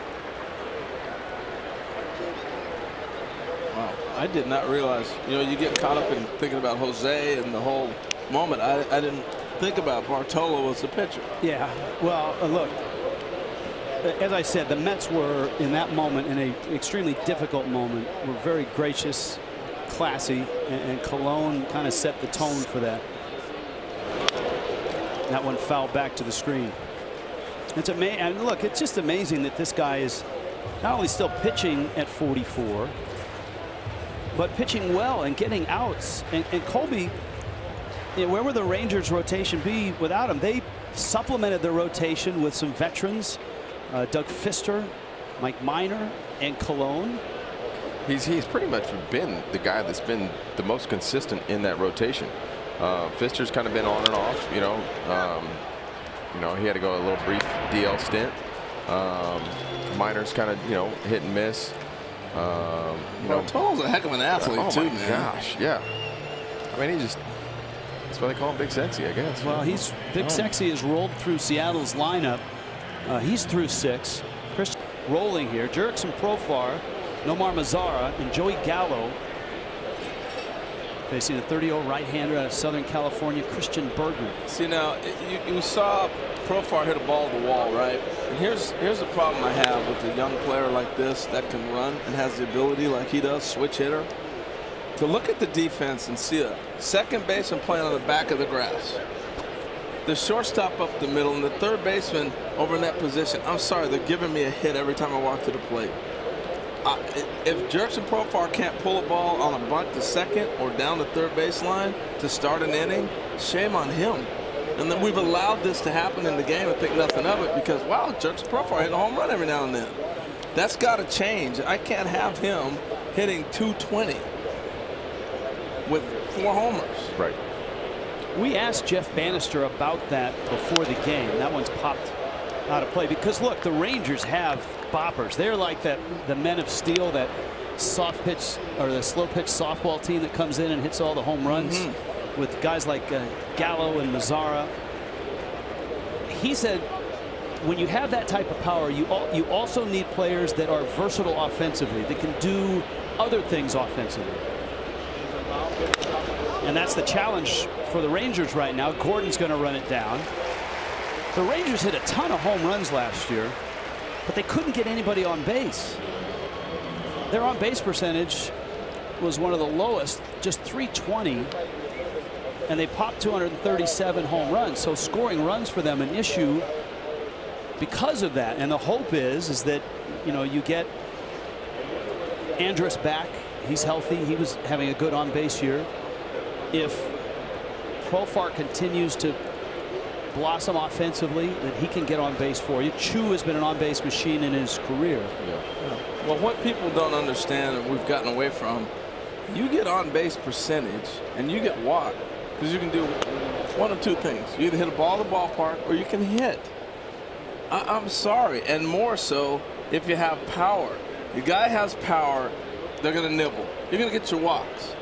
But a guy that doesn't have power, you're going to have to earn that. And the way you can earn it is by getting base hits. And now they're going to nibble a little bit on you. Nice play by Healy. And the pitch 100%. to Bergman covering. And there's 2 outs quickly. And here comes Gallo. You send that text 100 every time, huh? You're the guy that sends that 100 when somebody says, hey, you okay? 100. No, actually, you can look at my emojis there. Saying most of them are all like thumbs up. the heart eyes for my wife, you know, that type of stuff. Because I'm a softie at heart sometimes, most of the time. My brother wouldn't say that I was too much of a softie, but. Joey Gallo is 0 for 2. He's flied out and struck out. And he swings through that pitch from Bergman. And again, this situation, I want Joey Gallo to hit a ball to the moon. It's a nothing game. There's 2 outs. Fine. Put everybody on the right side of the field. Joey, you hit it wherever you want. In this situation. And he's going to do that anyway. I was just in Winston-Salem, and they're looking at the Rangers A-ball club, and they said, I mean, it's a beautiful ballpark, by the way, for the White Sox high single A. Yeah. And the bottom of that scoreboard said 427, and they said he went up and over this huge scoreboard, and it had to have been 485 to hit that ball up and over that scoreboard. So and that was when he was in A-ball. So he's got tremendous pop, that's for sure. Well, Gallo's got 2 infielders in shallow right field. That's unbelievable. 2 other infielders over on that side. And a 1-2 pitch. And a swing and a miss and a gorgeous off-speed pitch from Christian Bergman. This is exactly what Seattle needed. Bergman going toe-to-toe with Bartolo Colon. And right now a scoreless duel in Seattle. Now. It's George Brett. Those guys all come to mind for me. And then the greatest hitter may have been Hank Aaron when you start thinking about, and I'm leaving out Babe Ruth, you know, right. So he's down that list, but it's nice to have your name brought up in that conversation. What do you guys think? I mean, for me, actually getting to face the guy, it was probably definitely one of the toughest outs that every time I worried about it coming up to bat. So, yeah, I mean, for me in my era and right now, yes, right now. But in the past, like you said, Harold, there's so many more names that are out there, and he's definitely in that, you know, in that category, that top 10 category. What are you saying? Thinking like tough to get out, or are you thinking combination power? Just a combination of powers, but you just didn't know what he was going to do. Like the more I faced him, I could see just by reading him that like he was going to try to cheat on me and try to lift and separate, and he'd hit balls. I mean, you saw his power, like when he wanted to hit a ball, and then situational wise, you knew that he was trying to go boom. I'm going to go left side of the infield here and use my speed to try to get on because I need to start an inning. All right, a couple things here. Scoreless game, bottom 7. Seager at the plate. Mitch Haniger, first leadoff man aboard for Seattle, a single. You've got Healy and then Gamble against Colon, and Colon economical here. 73 pitches, and that's it. Yeah. And this is where Seager's got to try to lift the ball. Last time a hard ground ball at first base. He hasn't had great success. I think you said 4 hits off him career-wise. Yes. But it'll be interesting to see if he pulls a ball to Odor. I want to see if the shortstop gets over there for the pivot. And if I'm on first base and I'm Haniger, I'm going all the way to third. Those are the things I'm thinking ahead. Right, and that's where Bartolo's got to take that into consideration, and he's got to bust his tail to get to third base to be able to cover that back. And Colon has always been hard to steal against. His career caught stealing percentage is 44%. Major League average is 27-28%. And lately, guys just haven't even tried running against him. Haniger, not a big base stealer. He swiped 5 last year. And a roller back to Colon. There's the out, dropped on the transfer, out at seconds. Profar trying to get it and whip it to first. He does get the out. Seager survives at first base. And here comes Healy. I've watched Profar a few times. I think this may be from the time he has not been playing short. He's messed up a few pivots that are routine plays. And again, every time he's coming from the second base side. So when I have a guy that's normally a shortstop and he'd be coming from the other direction on this play, he's putting himself in a position now where he's starting to rush like a pivot instead of coming where that plays in front of him at short. That's what he's naturally used to. And be able to see the runner where he's at. Yeah. Here's Healy now. But that's got to be a double play ball. Yeah. And if you notice, it's a good teaching moment. Like I try to teach my son this because he gets all frustrated when he's out there pitching on the mound. Bartolo looked right back at Profar and said, I got you. I'm going to get you another one. What didn't throw his hands up, wasn't, you know, ticked off or upset that he didn't turn the ball. That, to me, is where these young guys look to him and go, all right. How long He's did it the leader. take you to learn that lesson? Because that's something that you have to learn along the way. Yeah, I think college baseball, like, because you have to depend on you know, your team, you know, your team more. I think in high school and stuff, I missed my senior year. I didn't, you know, of course with my Tommy John and stuff, but didn't really get to have too much of a team type atmosphere. But college, I felt like where guys would, you know, off the field and on the field and take care of each other and you know, have that chemistry, you know, and look towards each other. Brian Healy, right field. That ball's well hit. Mazar back at the track, makes the catch. And Seager has to retreat back to first base. I've never seen the park play this big here, Rich. You've been to many games here? Not lately. It's been about 14 years. But yes, I've been here enough to know that. I only asked that because you live here in Seattle, so right. I'm sure you watch enough games on TV. Yes, I have. And yeah, look, it's a big park. And especially if you can keep the ball in center field, right center, left center, in this day and age of launch angle and balls in the air, that's where you get your outs. Yeah. And I think wasn't Felix's perfect game, a day game here? Yes, it was. Yes. Was his no-hitter too? And a no-hitter by from Chicago. Who's the guy that threw the no-hitter? Umber threw the no-hitter. Yeah. Philip? Day game. It was a day game. Gamble, little roller, drops it, picks it up, and tags Gamble out. And the big sexy has been all of that in this one for the Texas Rangers. Bartolo Colon, 7 shutout innings. The problem for the Rangers, Christian Bergman has matched him for the Mariners. High note. And maybe he had more pitches in the tank, maybe he didn't, but this kid's going to walk out of here right now going, woo, I earned the right to come back here. He pitched a great game. Right.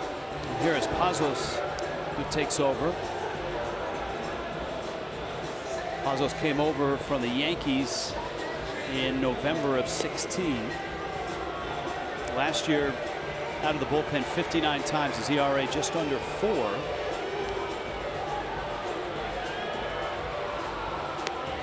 University of San Diego in the West Coast Conference. The Torero grew up in Arizona, and you can see Bergman right now and a lot of fans on Facebook and in our social conversation impressed. A little caveman-ish right there. Opportunity, and he certainly took advantage of it. Now Pazos has to keep doing what he's been doing of late and get outs. And the Rangers need some base runners. Yes, stay positive. Yes. What's that? Pazos has to stay positive. Hang there, you'll get my little fake humor. Kiner Falefa is up. I asked him before the game. He's from Honolulu. And I asked him before the game what he, growing up in Hawaii, who are his heroes? Who are the guys he looked to? And he said, first of all, the guy that really helped get things going on the island was Brandon Lee, a liner into left field. And that's a base hit. Came up with that guy he pitched a lot of years. And Brandon Lee pitched here in Seattle, and he said the next guy was Shane Victorino, the flying Hawaiian. Right. And of course they followed that up with Kurt Suzuki and lately Colton Wong as well. Marcus Mariota. Yeah. Just saying. That's right. You're an Oregon guy. Heisman Trophy winner. But they, you know, and talking to Jeff Bannister, he really likes this guy. He likes Falefa. He likes the energy he brings. He likes the versatility he's got. Well, it's a different look for this team. You know, we've got a bunch of left-handed hitters that are swinging for the fences, and he gives you just a different look and a different dynamic. A guy that you're not going to shift. Look at that, beautiful. Right by the mounds. This is exactly what I was talking about with Profar. That is wide open to a left-handed hitter. And Rougned Odor, I had a great conversation with him yesterday. And this guy, there's no reason he's hitting 200 with his abilities. This is what he can also do. Look at his technique, perfect form. He comes from a family of hitting instructors and baseball hitting family, and he doesn't utilize all his abilities. I'm not sitting here preaching everybody should go bunt. I'm saying be an all-around player. And this guy's a guy, I told him yesterday, you should be hitting 320 with 30 homers. He has that kind of ability. You look at you look at Altuve, this guy's got that same size and that kind of sock. And for him to be hitting 200 is way below his athletic ability. All right, what do you do here? First and second, you've got Guzman, who's a big first baseman in the 8th spot. I got to let him swing. I don't think he probably bunts very much, does he? Look out. Well, he does bunt, and it's down the line. Now, that's one of the unique things about Facebook. If you're into strategy and you're watching, you can weigh in with your comments. Guzman almost got one off the face. It's a defensive bunt. But your point's a good one, Harold. Do you ask a guy to bunt that maybe hasn't had to bunt coming up in the minors? Yeah, I'm pretty sure he has probably hit not bunted. So at a major league game, I can't sit there and tell a guy to go do that. You know, you have to go with it. I know they love to move the runners, but that's what the situation is. That happens in a lot of organizations. There's a great story. It's a Seattle-based story, and it was Lou Piniella when he was managing here. And they called up Alex Rodriguez for the very first time. I'll get it in a moment. Pazos pitching with runners first and second. Kind of Falefa at second. Odor's at first. Not bunting here. In the meeting with the minor league people and with his coaching staff before Rodriguez was given a uniform and put in the lineup, Lou was asking about him, and he turned to one of the minor league guys and said, "Can he bunt?" And the guy looked at Lou and said, incredulously said, "Can he bunt? He's Alex Rodriguez. He's been hitting third." And Lou said, "He's not hitting third on my team. I got Junior, I got Buhner, I got Edgar. I need to know if he can bunt or not, so I can, if he needs to bunt, I can ask him to bunt." Yeah.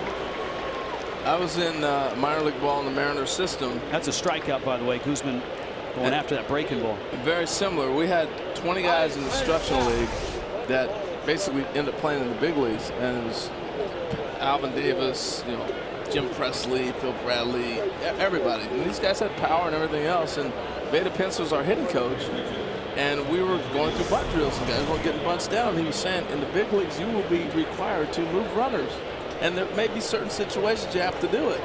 You're not going to swing all the time. And he goes, "I got a guest instructor today who's going to come and teach you how to bunt." And we turn around, and it's Willie Stargell. And pops Willie Stargell walks in, and he starts talking to us about situational baseball, and he hops in the cage and starts dropping perfect bunts. And Veda's point was, this guy's a Hall of Fame home run hitter in the big leagues, and he can bunt if he's called on. You little jokers are going to figure out how to bunt. Yeah. Dennis Rohenbeck produced that show every night, working with Am Singer and Dan Plesac and all the guys who raise everybody's level of being able to deliver a great show. And the show won as well. Outstanding. And Robinson Chirinos is the hitter, so he'll face Vincent. Top of the order's on deck. Rangers are threatening here. Colby Lewis is with us as well. He was a rock for many years in the Texas Rangers rotation. As I said from the outset, this has been the Rangers division up until last year. 2 years ago they won the division. Of course, they had the back-to-back World Series appearances in 10 and 11. Yeah, absolutely. I was fortunate enough to be a part of that that run. I mean, 6 out of 7 years I was there, coming back from Japan, my second stint. We went to the postseason, so it was just the club. I feel like it all originated from the clubhouse. Having the right group of guys to be able to hold each other accountable, and just the group. I feel like we all had fun. We were able to joke with each other and give each other a hard time, but not yet take it personally. And when that translates, it makes guys get better. It pushes each other. Like, I mean, I just remember, if Cliff would go out and pitch well, and it was my turn next, I'd be like, I got to go do the same thing. I got to one up him. If CJ would go out pitch well, then I got, I felt like everybody fed off each other. Nick Vincent strikes out Chirinos. Vincent, who last appeared at Minnesota. I remember a few years ago, the White Sox, before they went to the World Series team and made a run, was a club that had a bunch of slow sluggers, right? And they were base to base, and they changed that whole thing. They got rid of it, and pretty soon they became a World Series team. They made an adjustment. I think the Rangers have to make an adjustment if they ever want to win. DeShields into right field, and that's a base hit, and it's going to scoot to the corner. After it is Haniger. Coming across is Kiner Falefa. Odor will hold at third, and finally a run in the ball game. And it's Delano DeShields who delivers. That's a double and a 1-0 lead for Texas. DeShields been on fire, man. He's been playing great baseball. Takes this ball and just shoots it the other way. Pretty swing. What a finish. Stay right through that. But Haniger made a great play cutting that ball off. That ball gets by. It's 2 outs. Odor's scoring. Oh, yeah. It's a great play right there, and gets it back in quick. Now you've got runners second and third. The shift is on for Chu, but it's not as severe as it has been because you've got a runner at second and a runner at third. So there's a hole up the middle to the right of second base. That makes a big difference. I remember coming to the plate, I'd look around and see how the defense played me. And a lot of times they tell you how they're going to pitch you based on where they're positioning you. And to walk up there for Chu right now to see that nice gaping hole in the middle, that's got to be a luxury to him. 0-1. And Chu takes in. Shin-Soo Choo is 0 for 3, but he's got company on both sides. Hits have been hard to find here. Christian Bergman, 7 shutout innings. Bartolo Colon, 7 shutout innings. Texas has scored against Seattle's bullpen here. Well, Seattle, I might look for a cheap out. In that you got a catcher, you got a guy that's going to pull the ball, but I'm throwing the ball away from him, and I might have Seager. He's moving closer to the bag now. Try to get a little backdoor play on Odor, who's creeping down the line, and maybe get a cheap out. So what do you guys think about the now that he runs out there with the mound visits? You get 6 a game. Get extra innings. Obviously, you're going to get another. What do you think about it? I talked to an umpiring crew 2 weeks ago in Arizona and asked them how they have felt it's gone. And to a man, that 4-man crew said it feels like the players have bought into the pace of play with the mound visits, working quickly on the mound, and they were pretty pleased with the way the players have reacted. Were you a pitcher that liked people come to the mound? I mean, only like the later in my career. I mean, I remember telling Broquel a couple years ago, like, what took you so long to get out here? Like, I was out there scuffling, had a 10-pitch at bat. Like, all I want you to do is come out here and give me a little breather and then walk back in. That's all I needed, So early in my career, but I needed somebody to tell me, like, hey, your head's going here. You're getting too quick here, or whatever it is, or slow yourself down.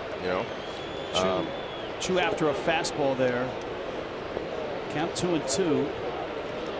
But that was my big deal. All right, if Matt wants to know how come Odor couldn't score from first on that double, let's see what the 2-2 pitch brings. Well, he ran hard the whole way. That was just a great play by Haniger. That's a pop-up and should be playable. Seager and Freitas, and it's Seager who makes the catch. And the damage is limited to a run, but for the Rangers in a game like this, a run is enormous.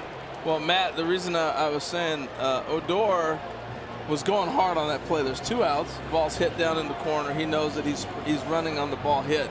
Mitch Haniger made a fantastic. Colby was pointing out the double play ball that Profar dropped. First pitch swinging. Mike Zunino fouls it off. It tells you a lot about the presence of who he is, and mound presence is so important. Here he is into the 8th inning again, but that ball's dropped on him. Don't worry about it. We'll get out of it. I'll get you another one. Don't worry about it. I'll get you another one. Here it comes. And it just gives that especially these young guys, that reassurance, like, all right, no big deal. I'll make it better the next time I get it. I've faced guys like Bartolo Colon before. When you walk back to the dugout and you go, get me out with this job. Are you kidding me? He's only throwing 90 miles an hour. And you walk away a comfortable 0 for 4. Right. It's okay if Nolan Ryan throws 95 by you.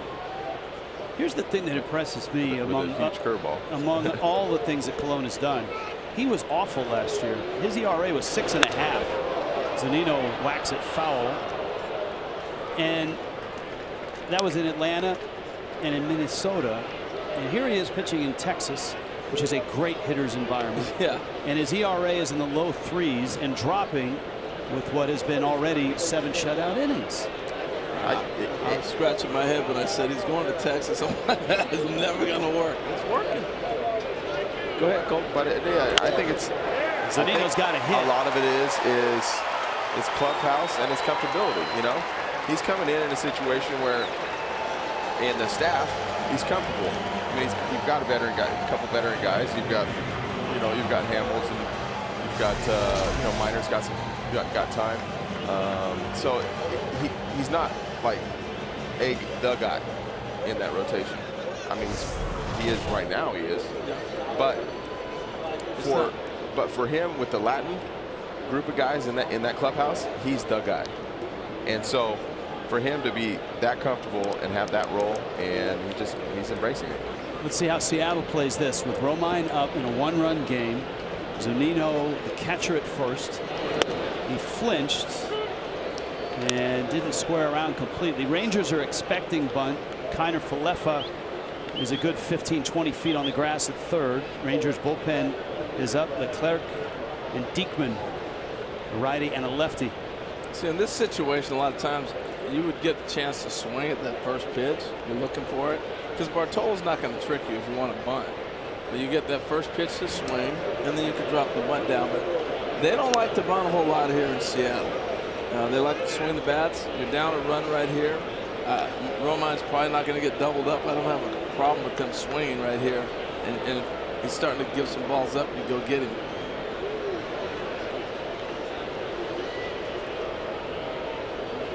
Not bunting, and wow, that was a wake-up call for the youngster at third. Kiner Falefa started about 20 feet on the grass and crept in even more. Yeah, and Romine swung away and lined it foul on his side of the diamond. But you got to know your opponent. I mean, I sat here and said he ain't bunting. They got to know that, and you don't have to be that close to get a force out. And if Romine is able to keep that ball fair, it's a double and maybe possibly a run.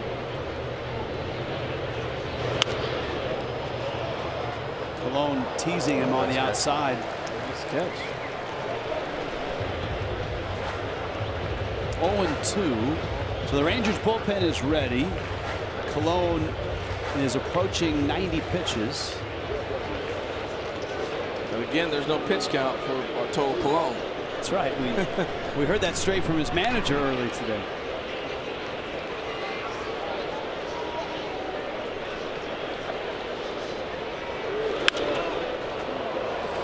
These swings are, I'm thinking either 5-4-3 or 6-4-3. He's going to beat something into the ground. He's going to try to shoot that little hole right there in between them. The other thing that's so great with Bartolo, he's given us on 4 pitches 4 different deliveries. He's holding. He went quick. He's not worried about throwing a strike. He knows he can do that. He's got 4 more pitches to throw a strike if he needs to. Right. But he's holding that runner and keeping him close. Watch him mix the deliveries on us now. He's holding a little bit longer.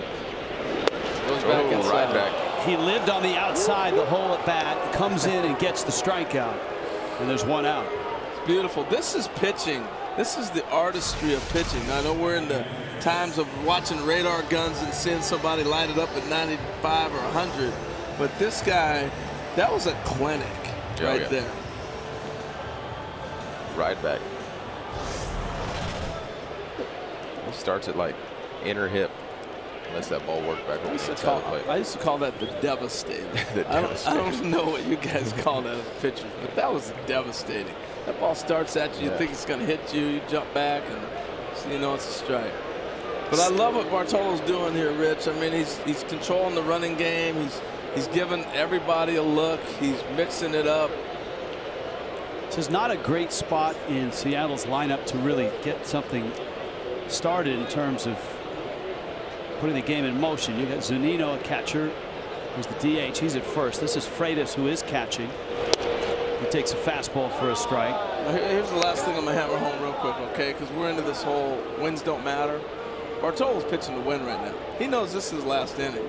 He is doing everything that he has in the tank and in his arsenal to make sure I'm not giving up. I got a 1-0 lead. I'm walking out here with my W. Oh yeah, definitely. My little key to myself, I'd always tell myself, blow your lid, man. This is it. You know, you're at 91 pitches. This is going to be it for you. This is going to be your last inning. This has got to be your best stuff. This guy will be 45 years old on the 24th of this month. Wow. You're shaking your head, Rich. It's amazing, having watched him all these years, to see a guy come out here and feature, you know, different release points, mostly two-seamers. 1-1.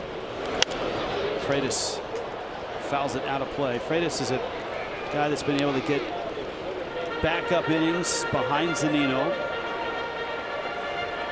Here's a guy who grew up in the Sacramento area and ended up playing at the University of Hawaii and has banged around 6 different organizations. He's 29.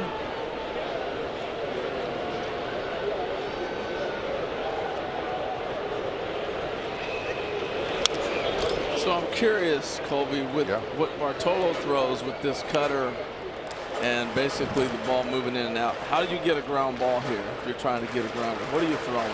Well, in this at bat, he's been mostly going away right here. I wouldn't be surprised right now if he tries to throw that sinker in and try to jam him and get that ground ball to the left side of the field and get you in and get out of the inning here.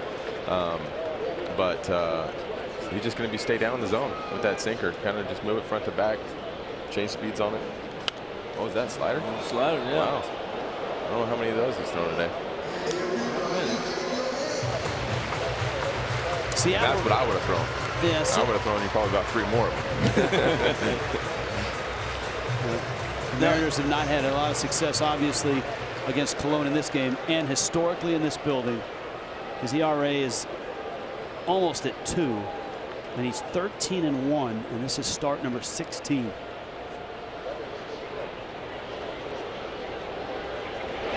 Breaking ball, Freitas to left. Gallo is there, and he makes the catch, and that's the second out. So he comes back. 2 sliders in a row. He comes back with slider right there. Is he trying to get a ground ball? Is he trying to get a strikeout? Is he trying to get a ball in the air? I think, I mean, if he walks off the plate another 3-4 more inches, I think it's a ground ball. Okay.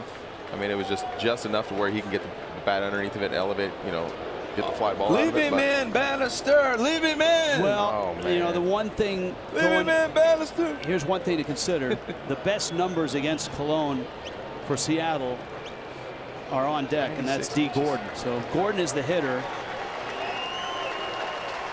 14 hits in 37 at bats. And Big Sexy exits. I feel like standing up and cheering. That was a clinic. I got goosebumps, man. This stuff's awesome.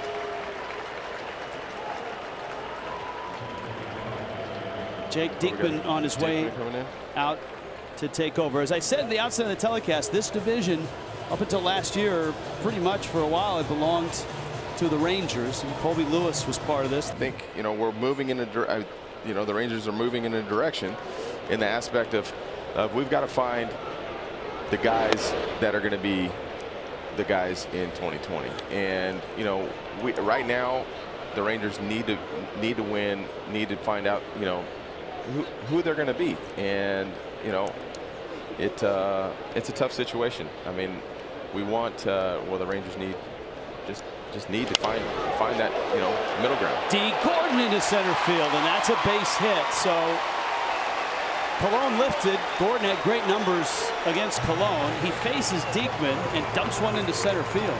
Yeah, it's just the Rangers. I just don't know. I mean, it's tough. I mean, when you're down, you're 10 games out. I've been a part of those teams in 2002, 2003. When you're down, and I was one of those young guys. And you're just getting out there. You need to make reps, and you need to like try to establish yourself. And I think that's what the Rangers are trying to do, is find those guys that want to establish themselves. Well, you keep saying we, and that's okay. You were in 2 World Series with the Rangers. Yeah. Well, I say we Still with working the Mariners. for them, so that's I know. So that's one of the things that's. I say we hard. with the Mariners, and we lost 100 games twice. So. Well, we've got a graphic coming up. There you go. We do. Yeah. I love that. Yeah, so I'll do that on for MLB Network. How's that? How about that? Sure, for the Rangers, and he gets Gene Segura, who has bounced out 3 times. Well, the great thing about baseball is second guessing. That's why people have jobs. That's why you love the game of baseball. I was wondering. I don't know if I'd have taken Colon out at that time. I would like to see him finish this. I would have liked to see him stay in the game. It's his game. I mean, if he gives up to 1 run, then go get him. You know, I mean, it's over 100 pitches. Then, but Ball in the air. Pop up. Worked out. And Mazzara squeezes it, and a nice job by the bullpen to finish it. Jose Leclerc gets a fly ball out. The run is holding up for Texas. And we head to the 9th inning in the sun in Seattle. And as you talked about, Bartolo Colon was trying to get that win. But Nick Vincent, who was rested last night. First pitch, Profar rips it down the right field line, and it lands fair, and Profar can run. It bounced up and was touched. Did you see that? That's going to be a ground rule double. I'm like, that's got to be a triple. Looked like he got a late jump on it too. If you run it back. It's a big swing. Give that fan a contract. Save the triple. We've seen Haniger make some nice plays out there, including cutting a ball off in this spot. Ball down there.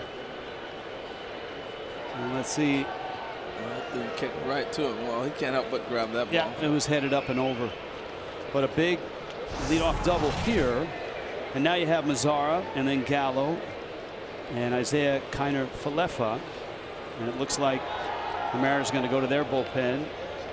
Mark Zepchinski, a lefty specialist, will come in to face Mazzara. This actually sets up a situation that we talked to Jeff Bannister about. And that is with a line base, and Rod Carew was fierce. He was our hitting coach. And the next day in batting practice, all we did was work on situations with the runner on third base. What are you looking for? What are you trying to do? Right. So I don't know if they do that in batting practice anymore. Guys take 1,000 swings. Their swings look pretty, but are they working situations? So has Nomar Mazzaro here in his 2nd season in the big leagues sat there and said, all right, runner second base, 9th inning, get him over? Well, I mean, I mean, from my experience, I mean, I'm thinking you're in the big leagues. You should know how to do that. Let's see how it works here, and let's see the approach not only for Mazzara, but let's see how Zepchinski approaches him. Yeah, he's going to throw him everything away. Yeah, and at least he should. We'll see. I love it though. This is the cat and mouse and the strategy of the game. Absolutely. If you love baseball, these are the situations you like to see and talk about. He takes down low, and it's not like if you lose Mazzara, you face somebody who is less dangerous. You got Gallo on deck. Here's the lesson from last night, though, Rich. He's sitting 2-0.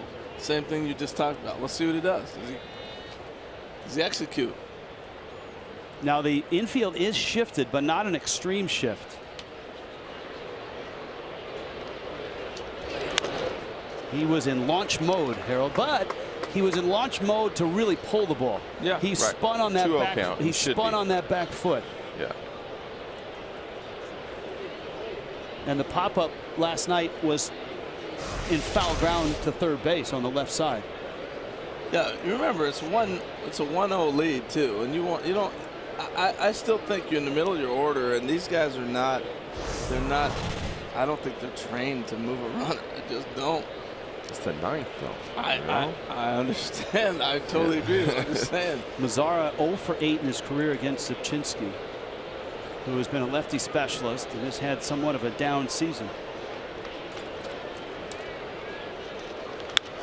Breaking ball popped in the air and out of play. Now all bets are off here with 2 strikes. Well, and that's still a 2-1 pitch that he can be trying to pull, and he's not. Now here's what I used to do when I was on defense. I'd be yelling right now, we need a strikeout right here. Because this is a situation you want him punched out. I don't want him putting the ball in play. Punch him out. And I think he's got a chance to strike out all the way through the order. I'm looking at if he gets Mazzara, then he's got Gallo next. And he's got a chance to get to a situation, skip him, and then get Odor. 2-2 from Zipchinski. And he got him down and in. Sinker down in. And he struck him out. And Harold, there's your strikeout. There it is. So he's got a chance now. If I'm looking down the lineup, if I'm here, you got Gallo now. You're looking to try to punch him out. Fella, I'm going to go ahead and just walk. No problem. And then I'm going after Odor. So I got the 3 lefties I brought my left-hander in for to get me out of the inning. That's what I think Service would be thinking. Gallo, who homered opposite field last night, outfield pretty much straight up. And the infields, remember, we've seen 4 infielders on the right side for Gallo, but with a runner at second, you have to keep Seager anchored close to third in case Profar runs. And Segura finds himself on the third base side of second. See, defensively for me, I would have Segura playing deeper and maybe shift it over. I want to knock that ground ball down. He's not going to run with the left-handed hitter right here. And of course, Segura is close to second. He's got to keep Profar close. Right. So the runner changes the entire shift. But there we go. I'm taking my chances and saying Profar's not going to steal this bag. And he just shifted over to the first base side. And Gallo fooled by Zipchinski. Not a very good swing there, but. So yeah, as you can see now, where Segura started on the right-hand side, on the left side of the infield, the right side of Profar, has now moved to Profar's left side to the right side of the infield. Right. And he's moving back. I'm letting Profar run all day. Go ahead, steal that bag if you want. I got a left-handed catcher who has a clear view shot on a left-handed hitter. And now you got a chance to get a K. You got 2 strikes. Yeah, go for that punch out again. Vicious swing there. Now Zipchinski is a guy, durable, lefty specialist. Had a nice season last year, stranded a lot of inherited runners, so he's good in that sense. Yeah. And an up and down year this year. Started out well, knocked around a bit, but then had a nice stretch, and lately has been hit a bit. And a good breaking ball, and he dispatches with the 2 lefties. He gets Mazzara, and he gets Gallo, and now you got the right-handed bat and Isaiah Kiner-Falefa. See, for a lot of people think that it doesn't matter where you hit. The lineup is whatever, just guys should put up their numbers. That is not true. I just told you before the inning happened what the strategy would be on how to get out of this, and they just put him on first base. The automatic walk, because they want the lefty to get Odor. So you pitch according to situations, and when you have a lineup stacked with strikeout lefties and I'm bringing my lefty in, this is what I'm trying to get to. And if they're able to pitch through this, this is the perfect scenario for the Mariners. The automatic intentional walk brings Odor up. You saw Segura in that last shot with his hands up in the air behind second base, wanting to know where the Mariners wanted him defensively. And he ends up on the first base side. So 3 infielders on the right side. Seattle trying to choke off this run. Texas looking for insurance, and another big swing and a miss by a lefty bat against Zipchinski. And this is ugly. It really is. I mean, they have not had good swings. Leadoff double, and you got the 3 lefties, and it's okay. I mean, they have not had good swings. I don't know what it is. Maybe they're just trying to do too much with it, or what. But Colby's just sinking in his chair like, golly.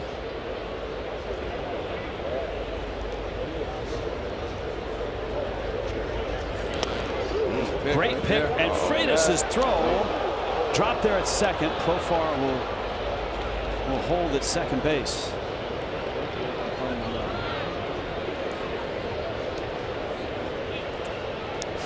count, a ball and a strike. Here's a look. Profar in time, and then the ball squirted loose. Slap in the face. Hurts too. Baseball in the face with a glove slap. Man. But even if he falls behind with Odor, you got another left-hander on deck, and you got open base. So we'll see. 1-1. I hate to be doom and gloom, but I'm just pointing out how the game is played. Oh, no. You know, there's no doubt that the loss of Beltre and the loss of Andrus somewhat exposes these left-handed bats. No doubt. It kills what Bannister can do in trying to mix guys up to protect the left-handed moves. And so there's 2 outs. It's been breaking balls. That's what got the first 2 lefty bats, Mazzara and Gallo. Let's see if he goes with it here on 1 and 2 to Odor. Breaking ball hit hard to first. Healy dropped it, and he's not going to get any outs. Profar, remember, last night scored all the way from second on a play at first base. But Healy did a nice job once he recovered to make sure Profar stopped at third. And now the bags are loaded, and you got another lefty bat coming up to face Zepchinski. Yeah, and that's okay. This is a tough. He just didn't have the ball. He fields it, and he thinks it's in there. What?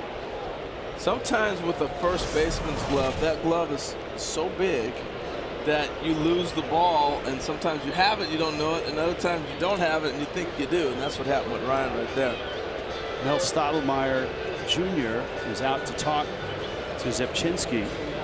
So here's the play from last night that we were talking about. It's going to be a ground ball to first base, and Diaz, the pitcher, doesn't get over. Profar's on second base, and the flip, I was talking to Profar about this. He continued on and scores here. And Ross Jerkson, I asked him, when did you decide to run on this play? And he said, as soon as I saw the pitcher continue to take steps after he caught the ball first, he determined in his mind he was going to go, and it was going to take a perfect throw to get him. So immediately, lesson learned, today they came up looking for him to run. And it should be noted, Scott Service felt there was obstruction by the runner after he was out at second, and came out and argued that hoping to get the call and erase the run. In fact, and said he was ejected from the game. Now, oh man, you got to take that. Guzman, who is 0 for 3. Bags are loaded. Texas hitting with a 1-0 lead, trying for a series split on this mini 2-game set in Seattle.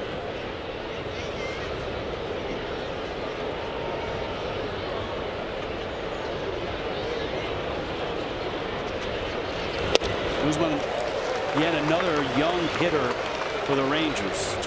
He's done really well throwing that sinker in and that slider down off. Well, and it's just, you know, I mean, it's just like a recipe for getting lefties out right now. We got a foul ball from Mazzara and a ball hit by Odor. Other than that, he's thrown, what, 10 swings and misses to this trio of guys? Now 4 guys. Guzman fouls it off. Bags are loaded. It all started with the Profar double.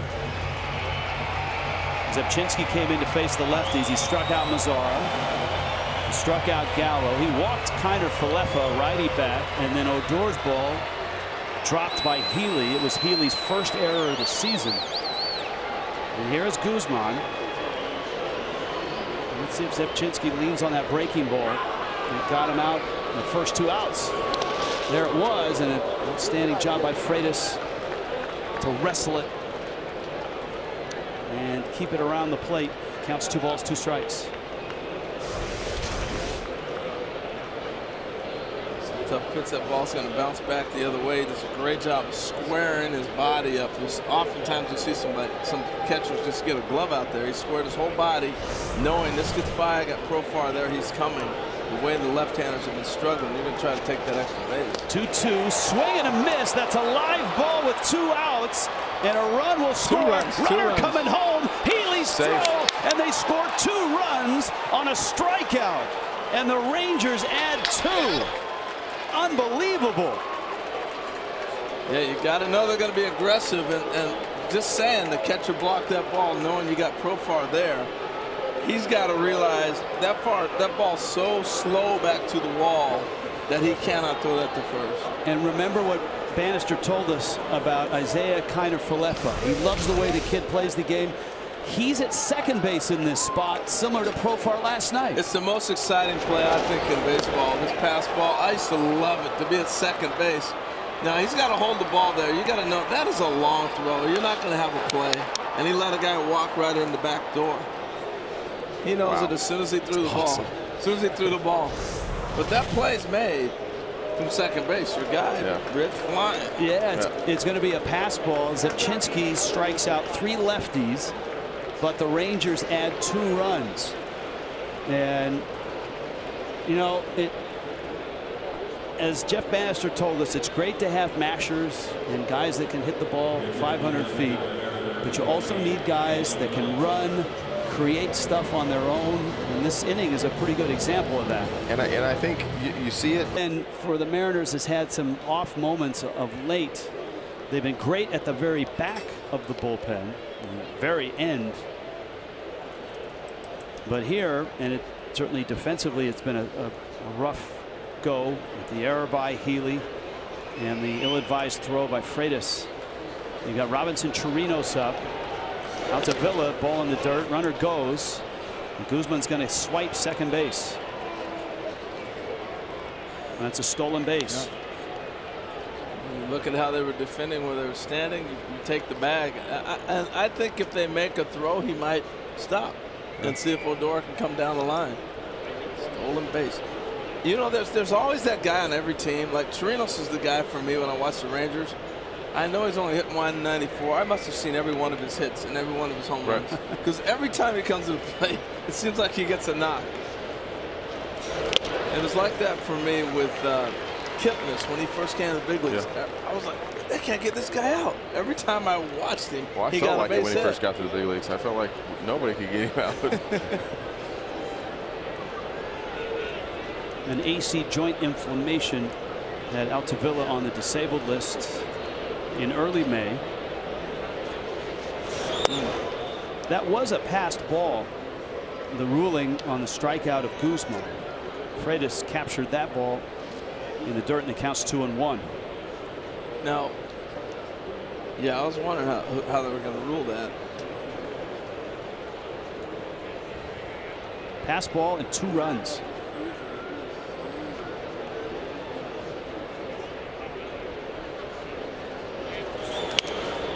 Balls in the air. And you know, look, we've talked about, and especially on MLB Network with Brian Kenny and Mark Simon of ESPN, late of ESPN, now of Baseball Info Solutions and The Athletic, how you measure defense with errors, but a much more detailed grading. For Freitas, there's 2 errors in that. There's the pass ball, and then there's the error of throwing the ball to first, which is not an error, but it is. It's a misplay. Yeah. And that comes from reps, and I mean it does. I mean, it's just baseball awareness, you know, and that's what you know, at any level you try to teach, and then but most of the time you can't teach it. You just got to experience it and go through it, you know. Well, I mean, you have wins and you have losses and you have rewards and you don't. And if you start taking away errors, that's what Brian Kenny's been preaching. Then how do you reward a guy? He makes a nice play. You make a mistake, you get dinged for it. Yeah. That's part of the game. Go ahead, Rich. Chirinos down to first, and here comes DeShields. Started all right. Yeah. Really, the last half inning, that bullet he hit down the line, they batted around. Now he's back up. That was a bullet he hit for the double in the corner, and you thought at that time or a couple innings ago when Haniger cut the ball off, the Mariners had a shot. It was a 1-0 game. Big play. Now it's turn to the catcher throw. Scott Service told us today in our meeting with him that the focus on Cano, is rightfully so, is, hey, how do you replace him in the field? How do you replace him at second? And to Harold's point early in the telecast, he said our bullpen has to be a little bit better. Other areas of the game have to tighten up for us to weather that storm, for us to keep pushing on without him. It can't be, hey, D. Gordon's going to hit 350 and we're going to find somebody to play center field. It's got to be our rotation, which should get better with Iwakuma coming back if it's late June or early July, and our bullpen all have to get better. Yeah, we had an injury to Ken Griffey Jr. and Jim Lefebvre had a team meeting, and he walked in with all these papers, and we're like, oh, what's he going to talk about? He called it Sermon on the Mound. And, you know, I'll never forget it. And he just said, just give me a little bit more each guy. You know, he's not sitting there saying, Colby, go give me 10 wins when all I need from you is 5. Go give me 5 more. No, just give me 1 more win. Right. You know, so that's kind of how he had phrased that, and I'll never forget that. It's very important. Good at bat here by DeShields. Counts even at 2-2. Delino busted a hamate bone. That's a hitter's nightmare. It's a bone in your hand. Was on the disabled list for 3 weeks. Had a really nice year last year and hoping to follow that up this year. Yeah, he's a great example of playing time, and this is what you hope as the Rangers. You're getting all these young guys to play right now. They walk away with the experience and also putting up the numbers. Right. So you know who your guys are. And this good at bat continues. Runners in motion here. Bags loaded. Full count. 2 outs. Here it is. 3-2. 2 out. Top line. 2 runs across and a 3-0 Texas lead. Foul ball. You realize most of the time 3-2 is when you foul back. It's crazy. There it is. It's unbelievable. That's one of those truisms in baseball that I was told a long time ago, and it almost holds true all the time. 3-2 in a situation that seems like it's always fouled off. That was perfect timing. Man, I'm feeling good today. They're backing up what I'm saying. That's pretty good stuff. Thank you, Delino. Better go hit the casino. I was going to say, are you headed back to Secaucus or south to Las Vegas? 3-2 again. Runners move. There's another foul ball. And that one's fouled off. There's another thing I learned. I'm watching Guzman take off. I learned this. I'm going to score from second on a base hit anyway. I don't want to distract from DeShields here by running. So you get a bigger lead. They're not going to hold you. Look where the infielders are playing. They're spread out. So you get a bigger lead and you hold and let that ball go to the plate. Let him have a great read, because what happens is you start running, and as a hitter, you're catching part of that movement in your batter's eye. That's something I learned later. Ooh, up and in, and the Rangers have another run. And Seattle's bullpen, not helped at all by their defense, is now starting to buckle.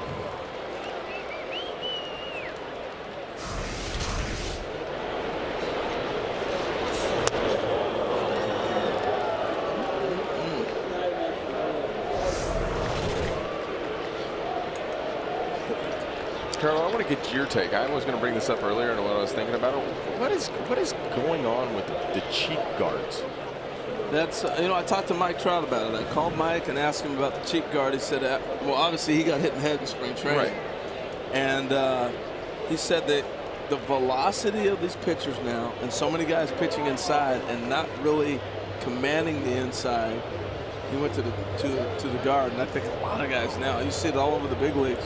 Yeah, and they're going to let you arm yourself. My son wears one. I mean, I don't know if he wears one because he's nervous or if he's following suit with all the big leaguers, you know. So I just didn't know if it was a trend running around MLB or. Well, I think it's a great thing, though. Yeah, that actual guard was Jason Hayward's. You know, Hayward had that scary moment where he was hit when Giancarlo Stanton was right. hit. Yeah, he went with more of a football one, a bar where you could see through, and then he went to the solid bar. Now you're right. A lot of hitters are heading that way. This is Chu, and he takes a breaking ball. Now deep at second is Romine. Underhand, and he's safe. Oh, my goodness. The Mariners had shifted. Romine was in shallow right, and Chu got out of the box, and another run scores. Well, that's the challenge of the shift. You know, you're playing in a position where you're expecting the guy to hit the ball harder, and you're taking. Now you can set Keone Kela down, being up by 5. Maybe. Now it looks like we're going to challenge. The Mariners are going to challenge this. Well, since Chu was smelling that knock. Oh yeah. Let's see if he gets that foot down before that ball gets there. Oh, yes. That's easy. He's in. Oh, yeah. it's going to be a base hit. This is one of those, we got a challenge, we may as well just ask. Maybe somebody will mess up. Right. Maybe they won't see it back east. But see, guys, here's the frustration I think sometimes with replay. For a fan, and we're fans, we just saw it. And clearly, he's safe. And they just ended the review. Yeah. So just get it done quick. Yeah. And they did.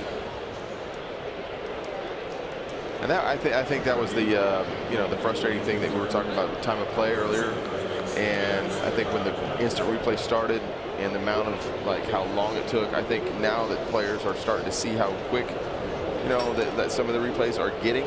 Yeah. And and the pace of play is speeding up, because for me, if you're going to incorporate mound visits, then the replays need to be faster. Well, and the pitch clock's coming, boys. The pitch clock is coming. They have it down in the minor leagues. But like I would tell, when I talk to those young guys down there, for me, you have a 20 seconds in between each pitch is what they're given. So if you're not ready to pitch, get on the mound, get set. Right when you toe the rubber, it resets. And then take your foot off. If you need a couple extra seconds, then get back on the mound. Right. So they're allowing these guys to, they're pushing these guys in the aspect of we need the pace of play to speed up. But there's still ways around it. There's still gray area to where you can get on the mound and then step off. Ball down to first. Now Harold is a second baseman. Romine had to come a long way. He was in that middle ground of, do you underhand it? If you try to throw it, you're close. You may throw it by the first baseman. Yeah, that's a tough play. You can shovel that one out of the glove or do what he tried to do. I think if you try to transfer, the challenge is you're on a dead sprint. Yeah. So when you're on a dead sprint like that, for me, when there was runners on, you're going to be scoring runs. End of the bat, squirts out to second. Segura gets the out. Big inning for a team that has had trouble scoring runs and getting hits with runners in scoring position. The Rangers don't do it I guess, the normal way. They take a wild pitch that scores a couple. This error opened the door. That's big. First of the year for Healy. Zipchinski, this is the strikeout and the ill-fated throw by Freitas to first. 2 runs scoring on a pass ball. Great hustle. And Texas has a big. Yeah, I can still hear Dave's voice. My whole existence as a pro baseball player, Dave saw my whole career play in front of me. I got to know him well and his family. The thing about play-by-play announcers and people that broadcast on radio and TV, they're the soundtrack for the summer. And those are the guys that bring you into that team. The one thing I will say about Dave Niehaus, in a game like this, where you're down 5 in the 9th, he would make you think you were going to win. If I'm listening to a Mariner game, they're coming back, man, because Dave's sitting there going, here comes Haniger, the Mariners are going to get something going here. Let's see what we got. Yeah. And it makes you feel like they're going to win. We had 2 seasons where we lost like 100 games, and every day he made it seem like we were going to win. We weren't going to win, but he made it seem like it. He was a Mariner true and through, man. Keone Kela is in. Haniger does roll it to the left side, and Kiner Falefa gets it. Now, for you, Colby Lewis, you had your games called by a Hall of Famer as well. Eric Nadel is as good as they come in the business. Just a legend in Texas. What a great broadcaster and a great man. Yeah, absolutely. He is. He's a guy that comes to the clubhouse and relates really well. I mean, when you have a type of guy like that has seen so much baseball, and you're able to just kind of talk to him and just about different situations in the game and get his feedback and be like, oh well, this in 1986 I saw this or whatever. You know what I mean? Like it's just it's a huge asset, I think, to be able to have him around, pick his brain when you want to, So, but yeah, I think, and another thing I want to say is like my wife. It's like to be able to have those voices. Like she wasn't a baseball person before she met me, and then like now she can't have in the summertime or when I'm gone or even when I'm home, can't have the TV on without having a baseball game on. There's Eric on the right there in the blue shirt. Yeah. So, and hearing the background of baseball and just hearing the voices of baseball. And I think it's just I just think it's cool to have guys like that. So. Seager up right now. It counts 2-1. Keone Kela at the back end of the bullpen hasn't had a lot of opportunities to save ball games. This certainly isn't one of those, but he's here to get some work right now. What do you see in this young hard-throwing Ranger right-hander? And he's a local kid, not to Texas. He's a local kid here. Yeah. Chief Sealth High School and then Everett Community College. Yeah.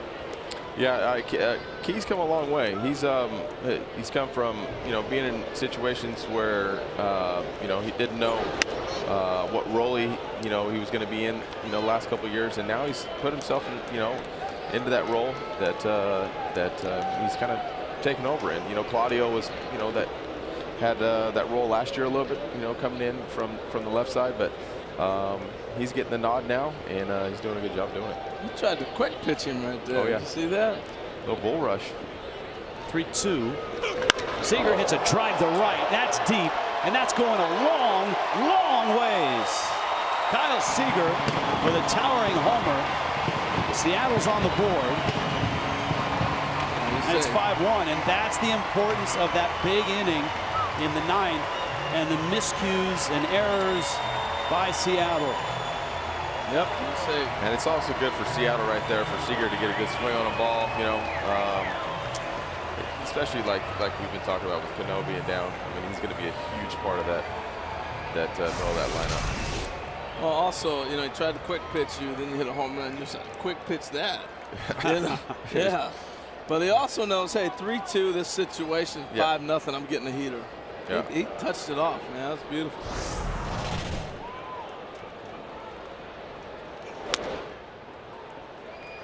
He did that to me a couple years back. I was finishing out in a day game, in the ninth inning. I threw a curveball and hit a solo shot. I was just like, hey, can't we just go home? Can't we just be done with this?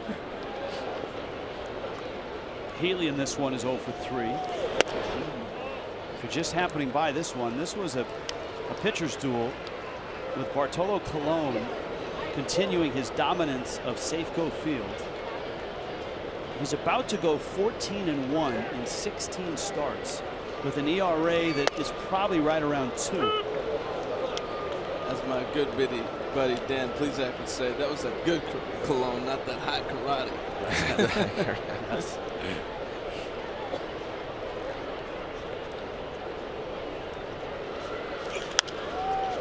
It was fun, though. Wasn't it fun watching Bartolo? Oh, absolutely. It's fun every time I get to go out there. Watch him pitch. And just to be able to, like, with the way he moves, like we started it off talking about it, the way he moves his fastball, it's three different pitches for it sometimes, So to be able to move it front to back and sink it more, and it's just, it's awesome. Like you said, Harold, that's pitching. It's setting guys up. And you watch him have success here in the major leagues at this age. Very simplistic attack. You think to yourself, are scouts looking for guys like that? Can you find guys like that that don't blow 98 with massive amounts of spin rate or whatever else they're looking for? Someone who takes that simple approach, has the movement on the two-seamer and the bulldog mentality. I still think at that level, and when you're looking for it, you've still got to stand out in some way. Either your numbers have to be just kind of Bugs Bunny type numbers, and you got to be able to have something that you can't go out there and have that and do that and not pitch well. And Colon was that guy early in his career. Yeah. Right? Oh yeah, he could bring it. Oh, What also it tells me though is pitching off your fastball. We hear that so much, and I'll never forget one of my favorite stories. '86 All-Star game was in Houston. And Roger Clemens, he's in the American League, and he's the Rocket, and he's the All-Star, and he's facing Dwight Gooden from the National League and the Mets. And Gooden throws a fastball because the pitchers are hitting, and Clemens is batting. He throws him a fastball and steps out, and Clemens asks the umpire, "I throw that hard?" And the umpire says, "Yep, maybe a little harder." And he goes, "I'll never throw another curveball." Because I think American League pitchers forget how difficult it is to hit because they don't hit like the National League pitchers do. That ball down the right field line. Mazzara for a look. And pitching off that fastball is critical. And absolutely, that's what I was reverting back to when I had my at-bats against Cologne. It's just, it's so difficult to even at 90 miles an hour to see that ball and even put that ball in play. Healy with 5 consecutive foul balls here. Just saying that was a 3-2 foul. Just saying. You can hear the grunt and the max effort. 98 on the gun, but ball 4. Now, do you start sweating it for the Rangers a little bit? Oh, here comes Brocal now. Doug Brocal, pitching coach for the Rangers, on his way out. I never got to hear it, but they said Nolan would grunt like that a lot. All the time. Yeah. He'd also, his last warm-up pitch, he would lob. And I'll tell you a quick Nolan Ryan story. So he would lob the pitch, his last one. And he had thrown 2 one-hitters against the Mariners, and I had 1 hit in those 2 one-hit games. Like one in April and one in September or something like that, so next year. So Nolan lobs his last pitch, and they throw it around the horn, and after he throws his last pitch, he'd strut around and step in front of the mound, you know, and then they throw a ball to it. Right. Like he's putting his guns in, a gunslinger, right? And he walked all the way up by the dirt, and he goes, "Don't even think about bunt."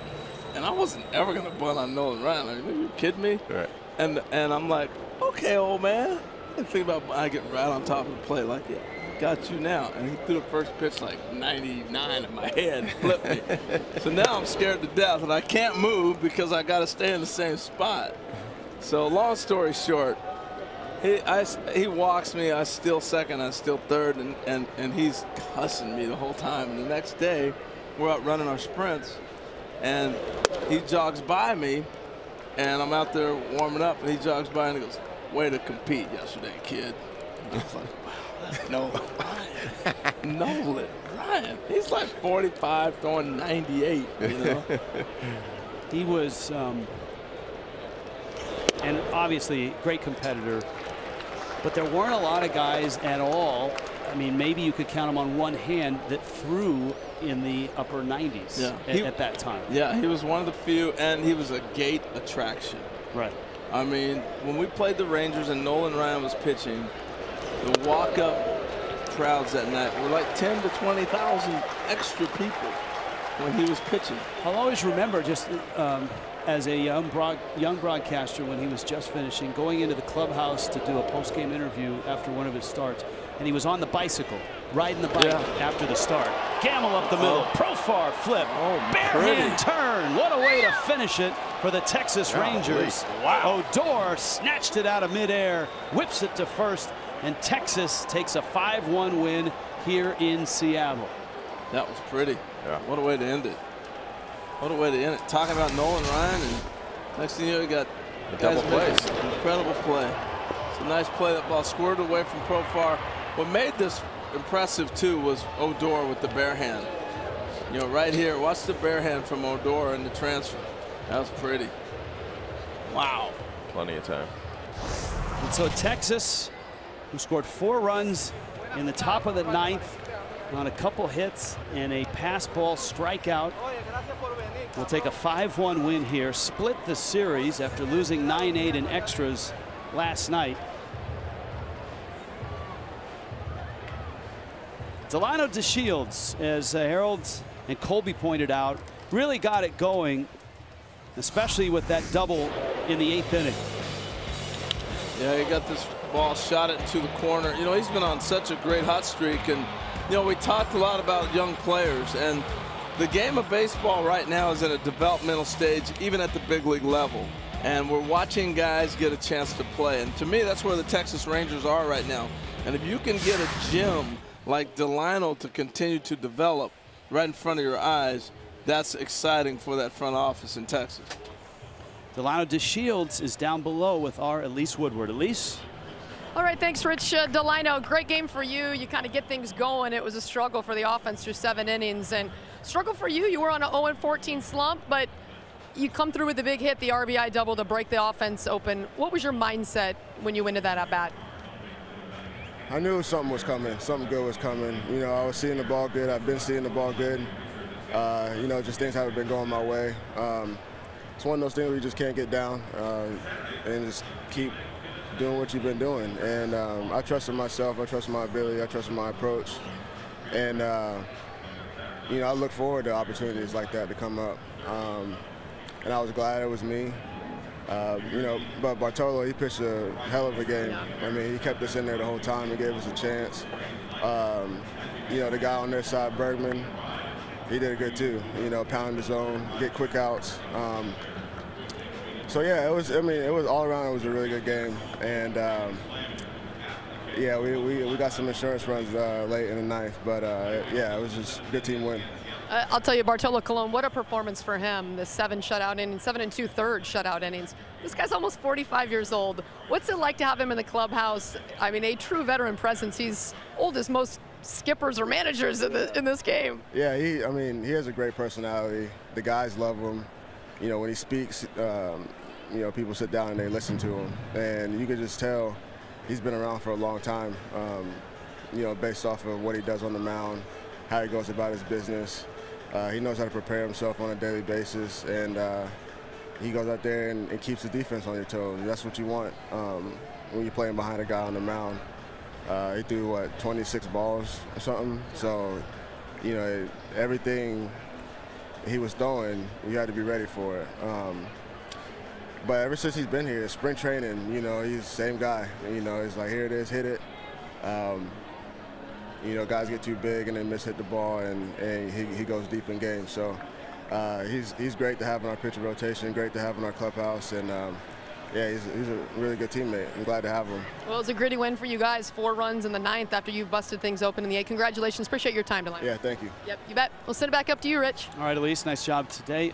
Gentlemen, Colby, we'll start with you. For the Texas Rangers, they're missing some significant pieces. Elvis Andrus is out. Adrian Beltre is out. They do have young players. They're 10 under 500 right now. A nice win here. I guess the goal is hope that these 23, 24, 25-year-old kids get enough time to play and develop and start some momentum headed back towards 500 and above. Yeah, absolutely. I think it's huge. It's going to be instrumental in this ball club to get those young guys to step up and take advantage of this opportunity that they're getting right now. With the injuries. But overall, I think they're still going to have the staff, the pitching staff, to go out there and give these young guys, chances to put good at bats together and keep them in ball games for sure. By the way, Bartolo Colon with the win. His ERA here at Safeco Field is now 1.98. He's 14-1 in 16 starts, and I know that's impressive. Harold, for the Mariners, look, it's day 1 after the Cano suspension. Right. They did not play well defensively. Their bullpen didn't look that sharp, even though Zipchinski got the 3 strikeouts. And that kind of falls in line with what Scott Service said. In the absence of Cano, all the other areas of our game have to be tight, and they weren't today. No, they weren't, and just minimal young mistakes that cost them the game. But I walk away with the positive. I think this offense will hit. And D. Gordon's going to move to second base. That's going to also tighten up that defense a little bit. You're bringing a Gold Glove second baseman in. And so we'll see what happens. It's almost the new look Mariners. And this is going to be an 80-game challenge for them right now as they move forward without Robinson Cano, and see if they're in contention when he comes back. But I did have one thing today that kind of stood out to me. Was the grasshoppers. Eating the grasshoppers. And watching Rich's reaction. This stole the day for me. I mean, that is about as nasty as it can get, huh, Rich? I just love the fact that, look at Kobe's face, like, oh, we baited him. We got him to do it. And he could not handle it. Big mistake. Oh, it's beautiful. Now, you had it, and you said, oh, yeah, it's good, Rich. And then after I put it in my mouth, Harold goes, man, those are terrible. I wouldn't do that again. All right. Next, very well done, gentlemen. Next Thursday, MLB Live on Facebook heads back to Toronto. Josh Donaldson, the Blue Jays, host Mike Trout and the Angels. Coverage starts at 12:30 Eastern. For Harold Reynolds, Colby Lewis, Elise Woodward, our entire MLB Network production crew, I'm Rich Waltz. Goodbye from Safeco Field in Seattle. And thanks for joining us. MLB Live on Facebook Watch. Need to rinse that out, man.